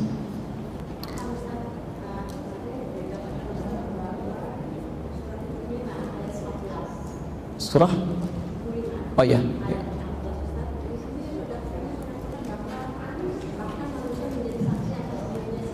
Ibu kan baca terjemahan. Saya baca Qurannya. Kadang-kadang terjemahan tidak setepat dalam bahasa Qurannya. Baik. Saya beri perbandingan begini. Ibu sekalian, ada redaksi-redaksi dalam terjemahan. Terjemahan itu bukan makna Quran yang sesungguhnya. Terjemahan itu keumuman dari maknanya. Ya, keumuman. Saya beri contoh begini. Apa bahasa Qurannya? Wahyu pertama turun apa? Wahyu pertama turun, Iqra. Apa artinya? Ibu lihat terjemahnya, bacalah ya. Sekarang tolong ibu buka Quran surah ke-29 Al-Ankabut ayat ke-45. Saya ingin berikan perbandingan dulu. Quran surah ke-29 Al-Ankabut ayat 45. Ayat ke-45. Bacalah ya. Bacalah. Lihat sekarang lihat Qurannya. Jangan lihat terjemahnya, sekarang lihat Qurannya. Utslu ya. Di situ diartikan bacalah. Jelas ya? Sekarang ibu cek di mushaf yang ibu pegang atau bapak pegang, silakan sampaikan pada saya mushaf mana yang terjemahannya bukan bacalah. Saya kira semua mushaf yang dicetak di Indonesia ini menggunakan terjemah dengan kalimat bacalah. Pertanyaan saya, kok bisa dua kata berbeda diterjemahkan dengan kalimat yang sama? Ya. Kenapa wahyu pertama turun Iqra terjemahannya bacalah? Sedangkan setelah wahyunya turun, banyak ayat turun, berubah menjadi utslu diterjemahkan dengan bacalah juga. Padahal ini dua kalimat yang berbeda. Ya. Kalau kita sebutkan Iqra,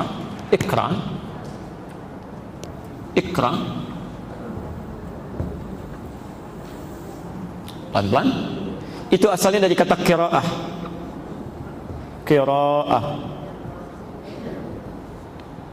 Kalau kita sebutkan utslu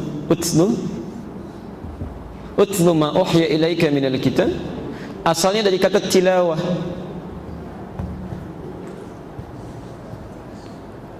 Pernah dengar qiraah Quran? Pernah dengar tilawah Quran? Baik, apa perbedaannya? Mari kita lihat ya. Kalau qiraah itu hanya sekedar baca, membaca yang nampak, yang tertulis, tanpa menuntut kita memahami artinya. Baca saja ya. Pelan-pelan.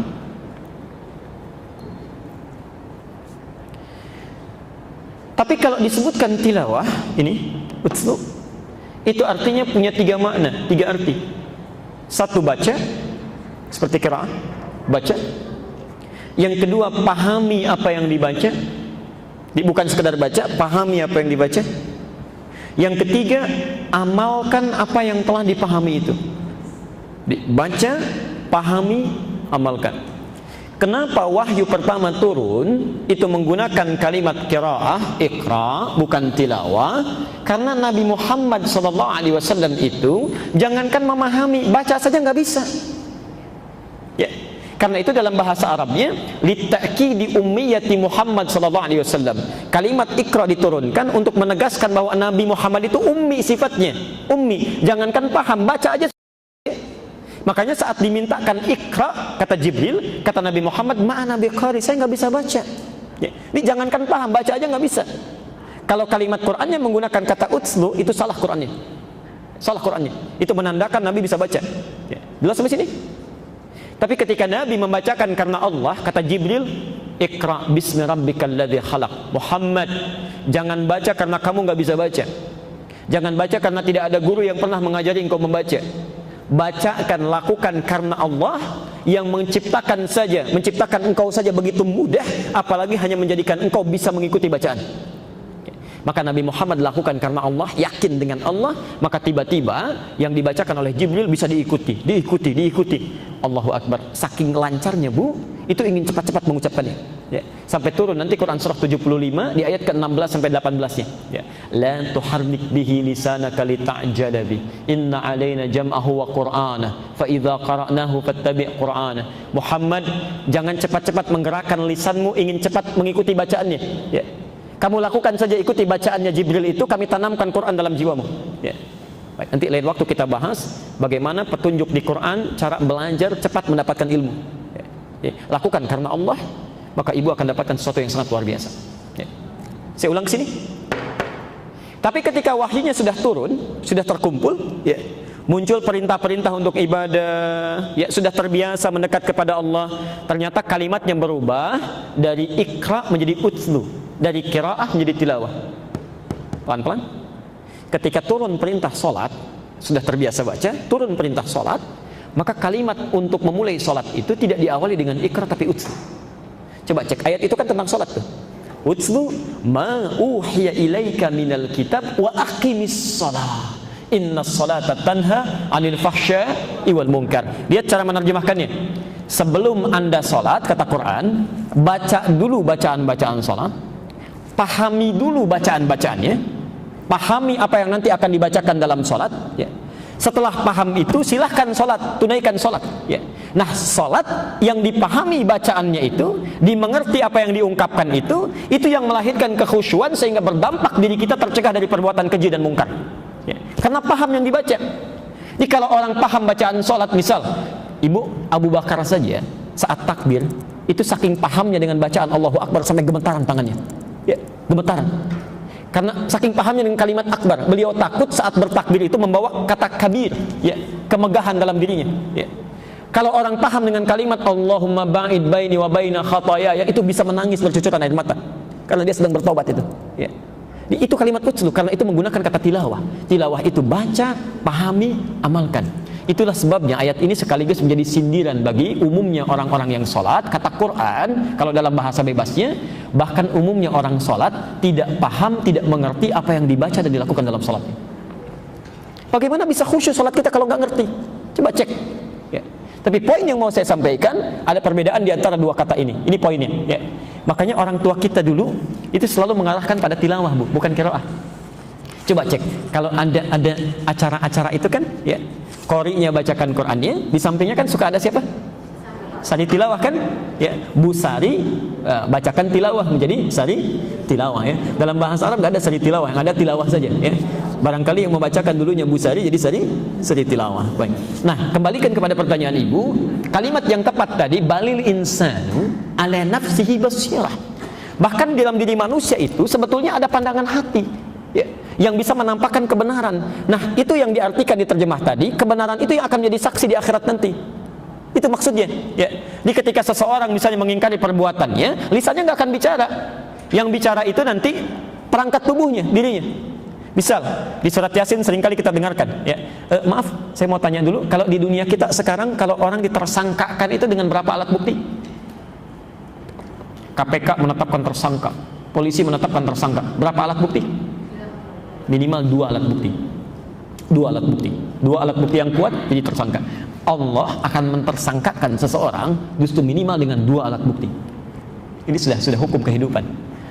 Al-yauma nakhtimu ala afwahim. Pada masa itu nanti akan dikunci rapat mulutnya. Wa tukallimuna aydihim, yang bicara itu tangannya. Wa tashhadu arjuluhum, kemudian bersaksi kakinya. 2 alat bukti. Selanjutnya apa? Balil insanu ala nafsihi basirah. Mata hatinya dibuka, ya. Di ketika mata fisiknya ditanya, kenapa kamu saat melihat kamu tidak melakukannya? Lihat orang sholat kamu gak ikut sholat. Kata mata berkata, ya Allah, pemilik saya tidak mengikuti itu, tidak meresponnya. Lalu dibukakan rekaman kehidupannya, mata hatinya diperlihatkan. Oh, ini yang terjadi, ini yang terjadi. Itu yang dimaksudkan balil insanu ala nafsihi basirah. Pertanyaan pentingnya sebetulnya, sebelum ditanya di hari kiamat nanti, apa yang menyebabkan itu menjadi saksi dalam hal yang buruk? Karena ada yang haram masuk, ada penyakit yang salah masuk gitu.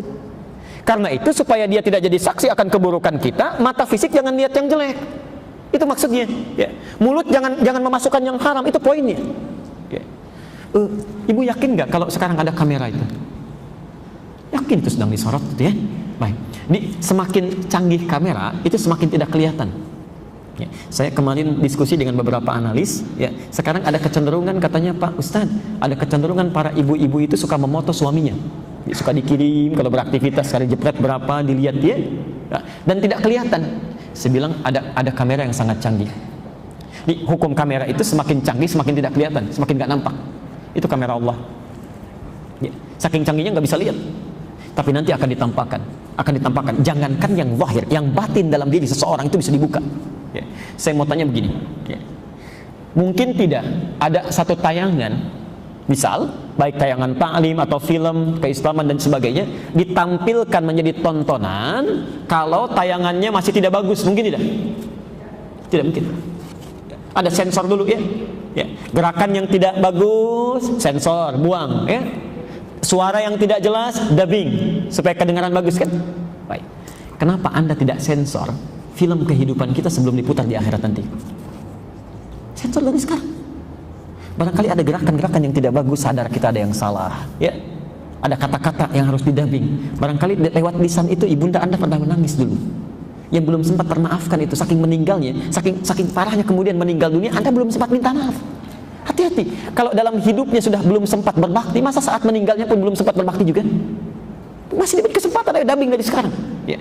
Barangkali karena lisan itu orang pernah kecewa, tetangga pernah sakit hati, ya. Karena raut wajah itu Pak, gitu kan, istri pernah kecewa, macam-macam terjadi. Ayo dubbing dari sekarang, sensor sebelum itu diputar. Ya. Barangkali masih diberikan kesempatan sampai hari ini karena ada yang harus diperbaiki. Ya. Assalamualaikum warahmatullahi wabarakatuh. Bagaimana caranya agar kita selalu bersabar dan berprasangka baik pada Allah walaupun doa yang kita panjatkan belum nampak hasilnya? Masya Allah. Saya beri gambaran gini. Quran surah kedua Al-Baqarah ayat 144. Itu yang 3 tahun. Quran surah ke-21 ayat ke-83 sampai ke-84 itu yang 20 tahun. Satu, Quran surah 2 ayat ke-144 itu yang 3 tahun. Kedua, Quran surah ke-21 Al-Anbiya ayat ke-83 sampai 84 itu yang 20 tahun. Kemudian Quran surah ketiga Ali Imran ayat 38 sampai 39. Ya. Quran surah ketiga Ali Imran ayat 38 sampai 39. Itu yang puluhan tahun tak terlukiskan, bisa 70 tahun, 80 tahun dan sebagainya. Pelan-pelan Bu ya. Jawabannya, solusinya ada di Quran surah kedua Al-Baqarah ayat 186. Dan Quran surah ke-21 ayat 90 sampai 91. Itu solusinya. Pelan-pelan. Baik, mari kita jawab. Nabi Muhammad SAW, ya, saat beliau mulai menunaikan salat dalam misi risalahnya, itu selalu nengokkan kepalanya ke langit, Bu, minta dipindahkan kiblatnya. Ya, karena saat itu kiblat pertama menghadap kemana? Ke Baitul Maqdis, ya, ke Baitul Maqdis. Jadi kiblat pertama saat salat itu menghadap ke Baitul Maqdis. Tapi beliau itu selalu meminta kepada Allah, nengok ke atas gini, ke langit, mohon supaya bisa dipindahkan kiblatnya ke arah Masjidil Haram, ke Ka'bah. Ya. Ibu tahu apa yang terjadi? Apakah saat beliau seringkali mengadah ke langit begini dikabulkan doanya seketika? Tidak. Ternyata nunggu setahun, nunggu 2 tahun, baru setelah pindah ke Madinah, ya Masya Allah, setelah pindah dalam perjalanan ke rumahnya Ummul Bashar, diundang dalam satu jamuan zuhur, ya, berangkat beliau ke sana, saat makan siang itulah kemudian tiba panggilan salat, saat menunaikan salat baru turun ayat Al-Baqarah 144 itu. Setelah pindah ke Madinah kurang lebih 3 tahun itu. Ya. Qad nara taqalluba wajhika fis samaa falanuwalliyannaka qiblatan tardaha fawalli wajhaka syatral masjidil haram. Kami selalu perhatikan engkau. Lihat kalimatnya, kami selalu perhatikan engkau. 3 tahun diperhatikan oleh Allah Subhanahu wa taala. engkau seringkali memalingkan wajahmu ke langit memohon supaya dipindahkan kiblatnya. Ya.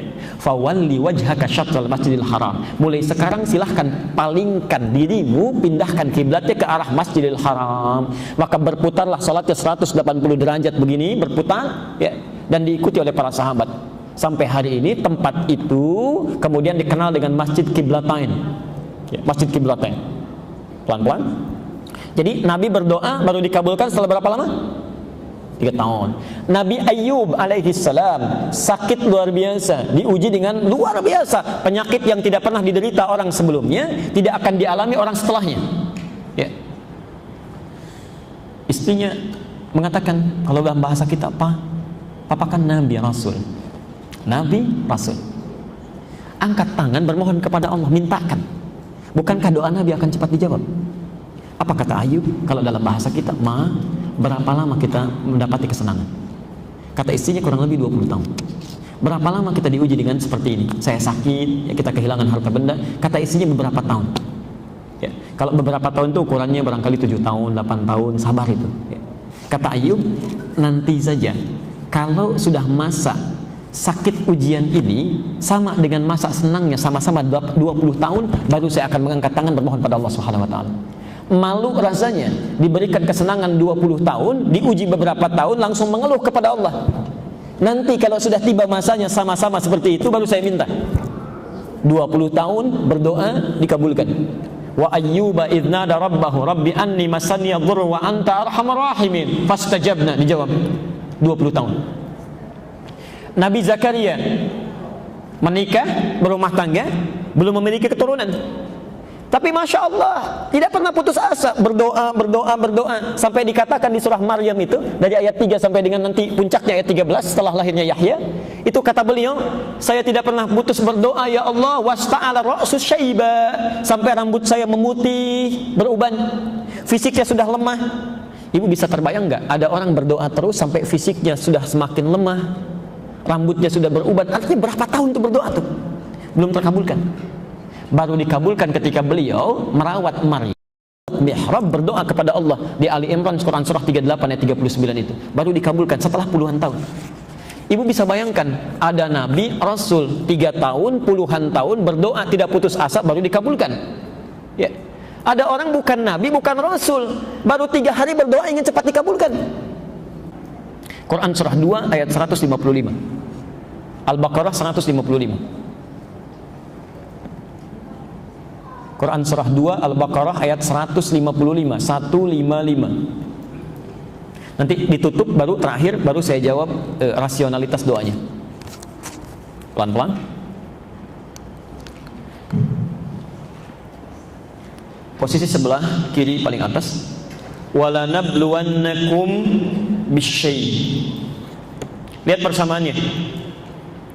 Dan setiap orang yang hidup, kata Al-Quran, setiap orang yang hidup pasti akan kami uji dengan berbagai persoalan kehidupan. Jadi kata Allah, setiap orang hidup pasti punya masalah, akan diuji dengan masalah. Perhatikan rumusnya Bu ya, Pak ya. Masalah ini diujikan oleh Allah kepada kita bukan ingin menjadikan kehidupan kita bermasalah, bukan, tapi untuk meningkatkan kualitas kehidupan kita menjadi lebih baik. Kalau tidak diciptakan marah, bagaimana ketahuan sabar? Kalau tidak dibuat bohong, bagaimana bisa ketahuan jujur? Ya. Kalau tidak diciptakan sombong, bagaimana bisa nampak rendah hati? Nah, jadi kata Quran, pasti orang hidup itu pasti punya masalah. Tidak ada yang hidup yang tidak punya masalah. Ibu tuh kelihatan tenang-tenang nulis, itu mustahil nggak punya masalah itu. Ya, barangkali lebih besar dibandingkan dengan yang terlukiskan. Ya. Di saat seseorang tidak ingin punya masalah, itu artinya nggak mau hidup. Ya. Karena persamaannya hidup pasti punya masalah. Saat dia tidak punya masalah, pasti sudah tidak hidup. Ya. Saya cek dulu, ibu ingin punya masalah atau tidak? Tidak. Agak bingung ini ya. Dijawab pengen, takut gak bisa selesai. Ya. Dijawab tidak, takut gak hidup. Lihat sini. Masalahnya banyak. Ya. Minal khaufi wal ju'i wa naqsi minal amwali wal anfusi wat thamarat. Saya tutup ke ujungnya saja. Lihat ujungnya. Wa basyiris sabirin. Kata Allah, berikan kabar gembira yang saat diberikan ujian itu dia sabar. Pelan-pelan dia sabar. Jadi rumusnya, saat kita diuji dengan masalah, saya, Anda, kita semua, kata Quran pilihannya cuma satu, tidak ada yang kedua, apalagi tiga. Pilihannya hanya satu, sabar. Karena mengeluh tidak menyelesaikan persoalan. Ya. Ada banjir datang, macet. Ya. Sebagian gerbang tol Cikunir misalnya ada yang rubuh tuh kemarin. Orang pada mengeluh, ngapain ngeluh? Ya. Tok mengeluh juga tidak akan bisa memperbaiki itu lagi. Terima dulu. Ya, sabar dulu, terima. Kesabaran nanti melahirkan pikiran yang jernih, respon mulai muncul. Tapi yang menarik di Quran, kalau kesabaran sudah hadir, adab selanjutnya bukan ikhtiar dulu. Adab selanjutnya mintakan solusinya kepada Allah supaya dibimbing mencari solusi terbaik. Permintaan itu yang disebut dengan doa. Quran surah Al-Baqarah kedua ayat ke-45. Lihat. Wasta'inu bis sabri. Sabar dulu. Wasta'inu, ini poin kita. Kita ambil kesabrinya dulu, salatnya nanti di sesi yang lain. Kata Quran, jika Anda punya persoalan dalam kehidupan, mintakan solusinya. Minta solusi itu artinya berdoa. Ya, mohon kepada Allah, mohon. Ya. Bisabri, kalimat sabar digandingkan dengan minta tolong. Artinya sikap orang-orang yang sabar itu kalau bisa menerima dengan sabar, maka muncul jalan keluar yang pertama kali, dia akan mohonkan solusinya kepada Allah Subhanahu wa taala. Sikap sabar bisa melahirkan ketenangan, memudahkan kita untuk memanjatkan doa. Jelas sampai sini? Sekarang mari kita sambungkan. Kalau kemudian kita berdoa kepada Allah, lalu kita bertanya, bagaimana sifat Allah dalam mengabulkan doa kita? Apakah seketika akan dikabulkan? Apakah akan tertunda? Atau jangan-jangan diganti dengan yang lebih baik? Ya. Yuk sekarang kita bahas bagaimana cara Allah mengabulkan doa kita. Quran surah kedua Al-Baqarah ayat 186. Ini inti pertanyaannya tadi. Ya, kita akan jawab. Tadi pertanyaannya bagaimana supaya kita bersabar saat doa kita mulai dipanjatkan atau menunggu jawaban dari doa. Lihat poinnya, lihat poinnya. Wa idza sa'alaka 'ibadi 'anni fa inni qarib. Al-Baqarah Quran surah kedua ayat 186. Ayat 186. Wa idza sa'alaka 'ibadi 'anni fa inni qarib. Ya. Muhammad, jika ada hambaku mencari-cari aku, bertanya kepadamu. Jadi ada orang mencari-cari Allah. Maaf, saya tanya ibu, bapak, kalau ada orang mencari-cari Allah, umumnya itu apa kebutuhannya? Biasanya punya masalah. Ya, punya masalah. Baru cari Allah. Dia mau berdoa, minta. Perhatikan, ini bagus sekali dalam bahasa psikologi. Fa inni qarib. Katakan kepadanya, tidak usah lelah mencari. Aku sangat dekat. Sangat dekat. Ibu bayangkan begini ya, misal ustadznya terlambat, ada pengajian, ibu tanya, bu, mana ustadznya? Aduh, saya belum tahu nih, belum ada info. Dengan yang kedua, ustadznya menyampaikan sudah dekat. Ya. Mana yang memberi harapan? Kalimat pertama atau yang kedua? Kedua. Dan cenderung memberi ketenangan ya. Kata Allah, saya tidak perlu dicari, saya sangat dekat. Asal kamu mau mendekat, saya dekat. Yang paling menarik, lihat, setelah dekat dengan Allah baru dijawab, ujibu da'watad da'i idza da'an. Ya. Biasanya kalau sudah dekat dengan Allah kan minta ya, berdoa. Nah, kata Quran, sifat doa itu kalau dipanjatkan seharusnya akan dijawab. Ya. Akan dijawab. Mustahil ada doa yang tidak dijawab. Setiap doa itu pasti dijawab. Ya, pasti dijawab. Ya. Yang tidak dijawab itu cuma salah satunya tadi, ya, ada sesuatu yang haram pada dirinya yang menjadikan doa terhambat, ya. Jadi sifat doa kata Quran itu kapanpun akan dijawab. Bahasanya menggunakan ujib, fi'il mudhari, pakai hamzah, ya. Kalau kalimatnya fi'il mudhari dalam bahasa Inggris itu setidaknya punya 3 makna, ya. Present, continuous, atau future. Kalau tidak sekarang dijawab, nanti dijawab, atau di masa yang akan datang pun akan diberikan. Sekarang perhatikan, cara Allah menjawab ini ternyata nanti ada 3 cara. 3 cara. Bisa present, saat dia meminta, seketika diberikan. Ibu minta, ya Allah, anak saya mau ujian, mohon luluskan ya Allah. Seketika diberikan. Baik. 2, pelan-pelan. Dan kita berakhir di sini ya, mohon maaf karena kami harus ada di tempat lain harus mengisi.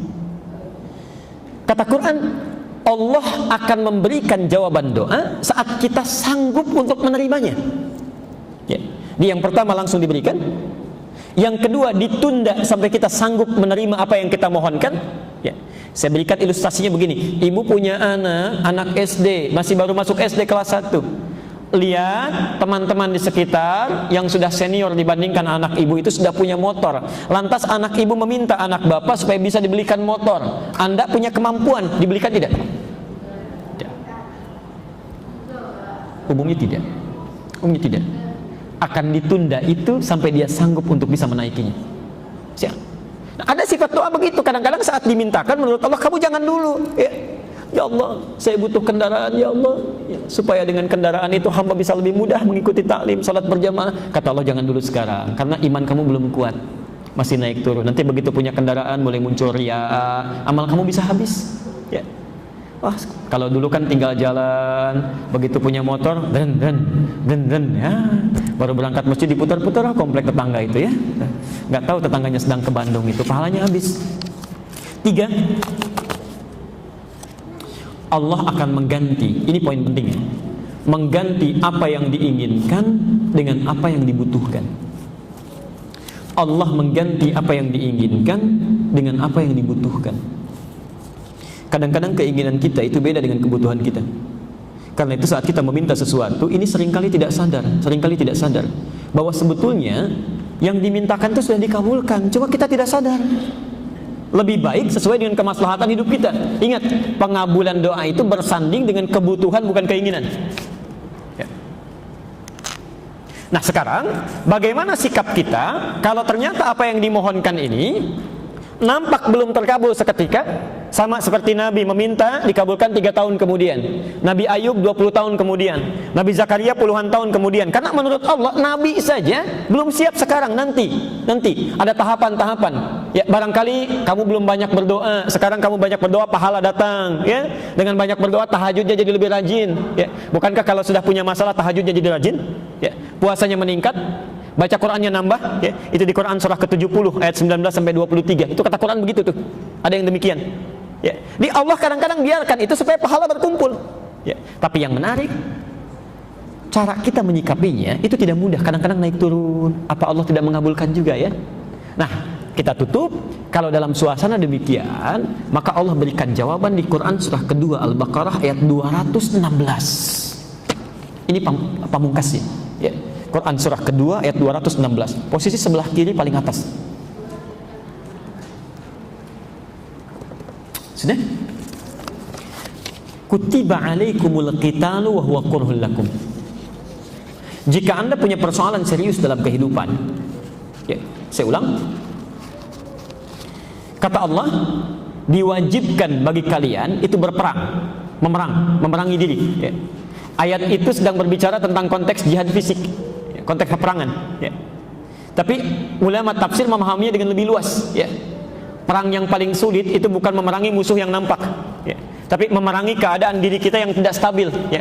Perang melawan iri hati, perang melawan malas, perang melawan dengki, ya, perang melawan hal-hal buruk dalam diri. Nah kata Quran, lihat kalimatnya. Kalau ibu bapak punya perasaan-perasaan yang tidak baik saat berdoa kok belum dikabulkan juga, kata Quran perangi itu. Ya. Wa huwa kurhul lakum, walaupun saat memerangi perasaan itu barangkali tidak menyenangkan itu, gak enak. Ya. Lihat logikanya. Asa an takrahu syai'an fa huwa khairul lakum. Asa an takrahu syai'an fa huwa khairul lakum. Boleh jadi di balik yang tidak disukai itu ada hal-hal yang terbaik yang Allah siapkan untuk Anda. Kita harap-harap ingin dikabulkan segera, kata Allah jangan. Ada pahala yang saya mau berikan karena kamu seringnya berdoa, seringnya salat, seringnya baca Quran. Wa asa an tuhibbu syai'an fa huwa syarrul lakum. Tapi di balik yang kamu harap-harap cepat itu barangkali ada keburukan yang nanti bisa didapatkan. Apa logikanya? Ujungnya wallahu ya'lamu wa antum la ta'lamun. Karena Allah tahu apa yang terjadi di masa depan, kamu tidak tahu. Ya. Barangkali ibu minta cepat sekarang bagus, tapi di masa depan ada masalah. Ya. Ya Allah, mohon luluskan anak saya ya Allah ke ITB ya Allah. Ternyata tahun pertama nggak lulus, tahun kedua nggak lulus, ya. Baru diberikan lulus tahun ketiga. Atau bahkan mungkin dialihkan, harap-harap ke ITB, tiba-tiba masuk ke IAIN. Bisa terjadi, ya, bisa terjadi. Kami dulu 2003, Ibu, saya punya keinginan kuat ke Madinah dulu, ke Madinah. Bahkan dulu berkasnya dipersiapkan, kemudian diberikan rekomendasi, dan kalau dalam hukum diberikan tanda tangan yang rasanya di Timur Tengah itu sulit untuk menolak, ya, karena ada tokoh-tokoh tertentu di Indonesia yang kalau sudah memberikan rekomendasi itu cepat diterimanya. Ingin berangkat ke Madinah, Ibu tahu apa yang terjadi? Qadarullah seketika terjadi bom Bali, ya. Saat terjadi itu semua jatah-jatah beasiswa ke Timur Tengah itu ditutup peluangnya. Jangankan lewat beasiswa, masuk ke sana saja itu diperketat, tertutup. Anda tahu apa yang terjadi? Ingin ke Madinah, ke Saudi, tapi berangkatnya ke Libya, ke Tripoli. Saya baru mengerti setelah terjadi, setelah selesai masa studi itu. Ternyata lewat Libya itulah kita bisa singgah, bukan cuma sekedar ke Madinah. Ya. Kita bisa singgah ke Mesir, kita bisa singgah ke Tunisia, kita bisa singgah ke UAE, kita bisa singgah ke berbagai tempat, dan kita bisa ketahui itu. Kalaulah dulu Allah sampaikan saya, dikabulkan misalnya ke Madinah saja, belum tentu bisa masuk ke negara lain. Ya. Tapi ternyata Allah menginginkan lebih. Karena itu, jika Anda sedang berharap sesuatu, sabar terima itu, barangkali ada yang lebih baik yang sedang Allah persiapkan di balik itu semua. Dan tolong jangan tergesa-gesa, kata Nabi, orang yang berdoa tergesa-gesa itu doanya tidak akan pernah dikabulkan. Ya. Kata sahabat, kita tutup, wa manil ajalah ya Rasulullah. Siapa yang tergesa-gesa itu ya Rasulullah? Yaitu orang yang saat berdoa langsung menyimpulkan doanya tidak terkabulkan, maka sepanjang dia berdoa tidak akan pernah dikabulkan lagi. Ya. Di apapun yang sudah disampaikan, tugas kita berdoa, tugas Allah mengabulkan. Dan tolong jangan mengerjakan sesuatu yang bukan urusan kita, ya, jangan dipikirkan itu. Cukup ibu berdoa saja, nanti giliran Allah yang mengabulkannya. Kami kira kita cukupkan dulu ya untuk pertemuan hari ini. Mudah-mudahan ada manfaat yang bisa didapatkan. Yang belum terjawab ini saya pegang, insya Allah nanti pertemuan berikutnya kami akan bisa bacakan ini ya. Kemudian mohon izin menyampaikan informasi sebelum menutup. Satu, ibu yang punya waktu luang nanti tanggal 21 Februari hari Ahad di Bekasi, kami punya, insya Allah akan mengadakan acara namanya Bekasi Ihsan Fair, ya, Bekasi Ihsan Fair. Itu nanti ada beberapa acara yang menurut kami cukup baik. Satu, ada talk show, ya, tentang makna ihsan dalam kehidupan, ya. Nanti insya Allah akan menghadirkan ada wali kota Bekasi, ada juga MUI Jawa Barat yang memberikan gambaran situasi keislaman terkini, ya. Kedua, ini yang penting, nanti kan ada launching metode cepat menghafal Quran, ya. Jadi ada mushaf yang kami launchingkan, ada petunjuk-petunjuk cara cepat menghafal Quran, barangkali bisa bermanfaat. Ketiga, nanti ada informasi pre-college, ya, beasiswa ke Timur Tengah. Nanti yang suka tanya-tanya beasiswa, kita buka tendanya, boothnya. Di situ nanti ada informasi-informasi, termasuk ada kelas ulama yang akan kita buka. Barangkali nanti ada anak atau kerabatnya yang ingin bisa mengikuti itu.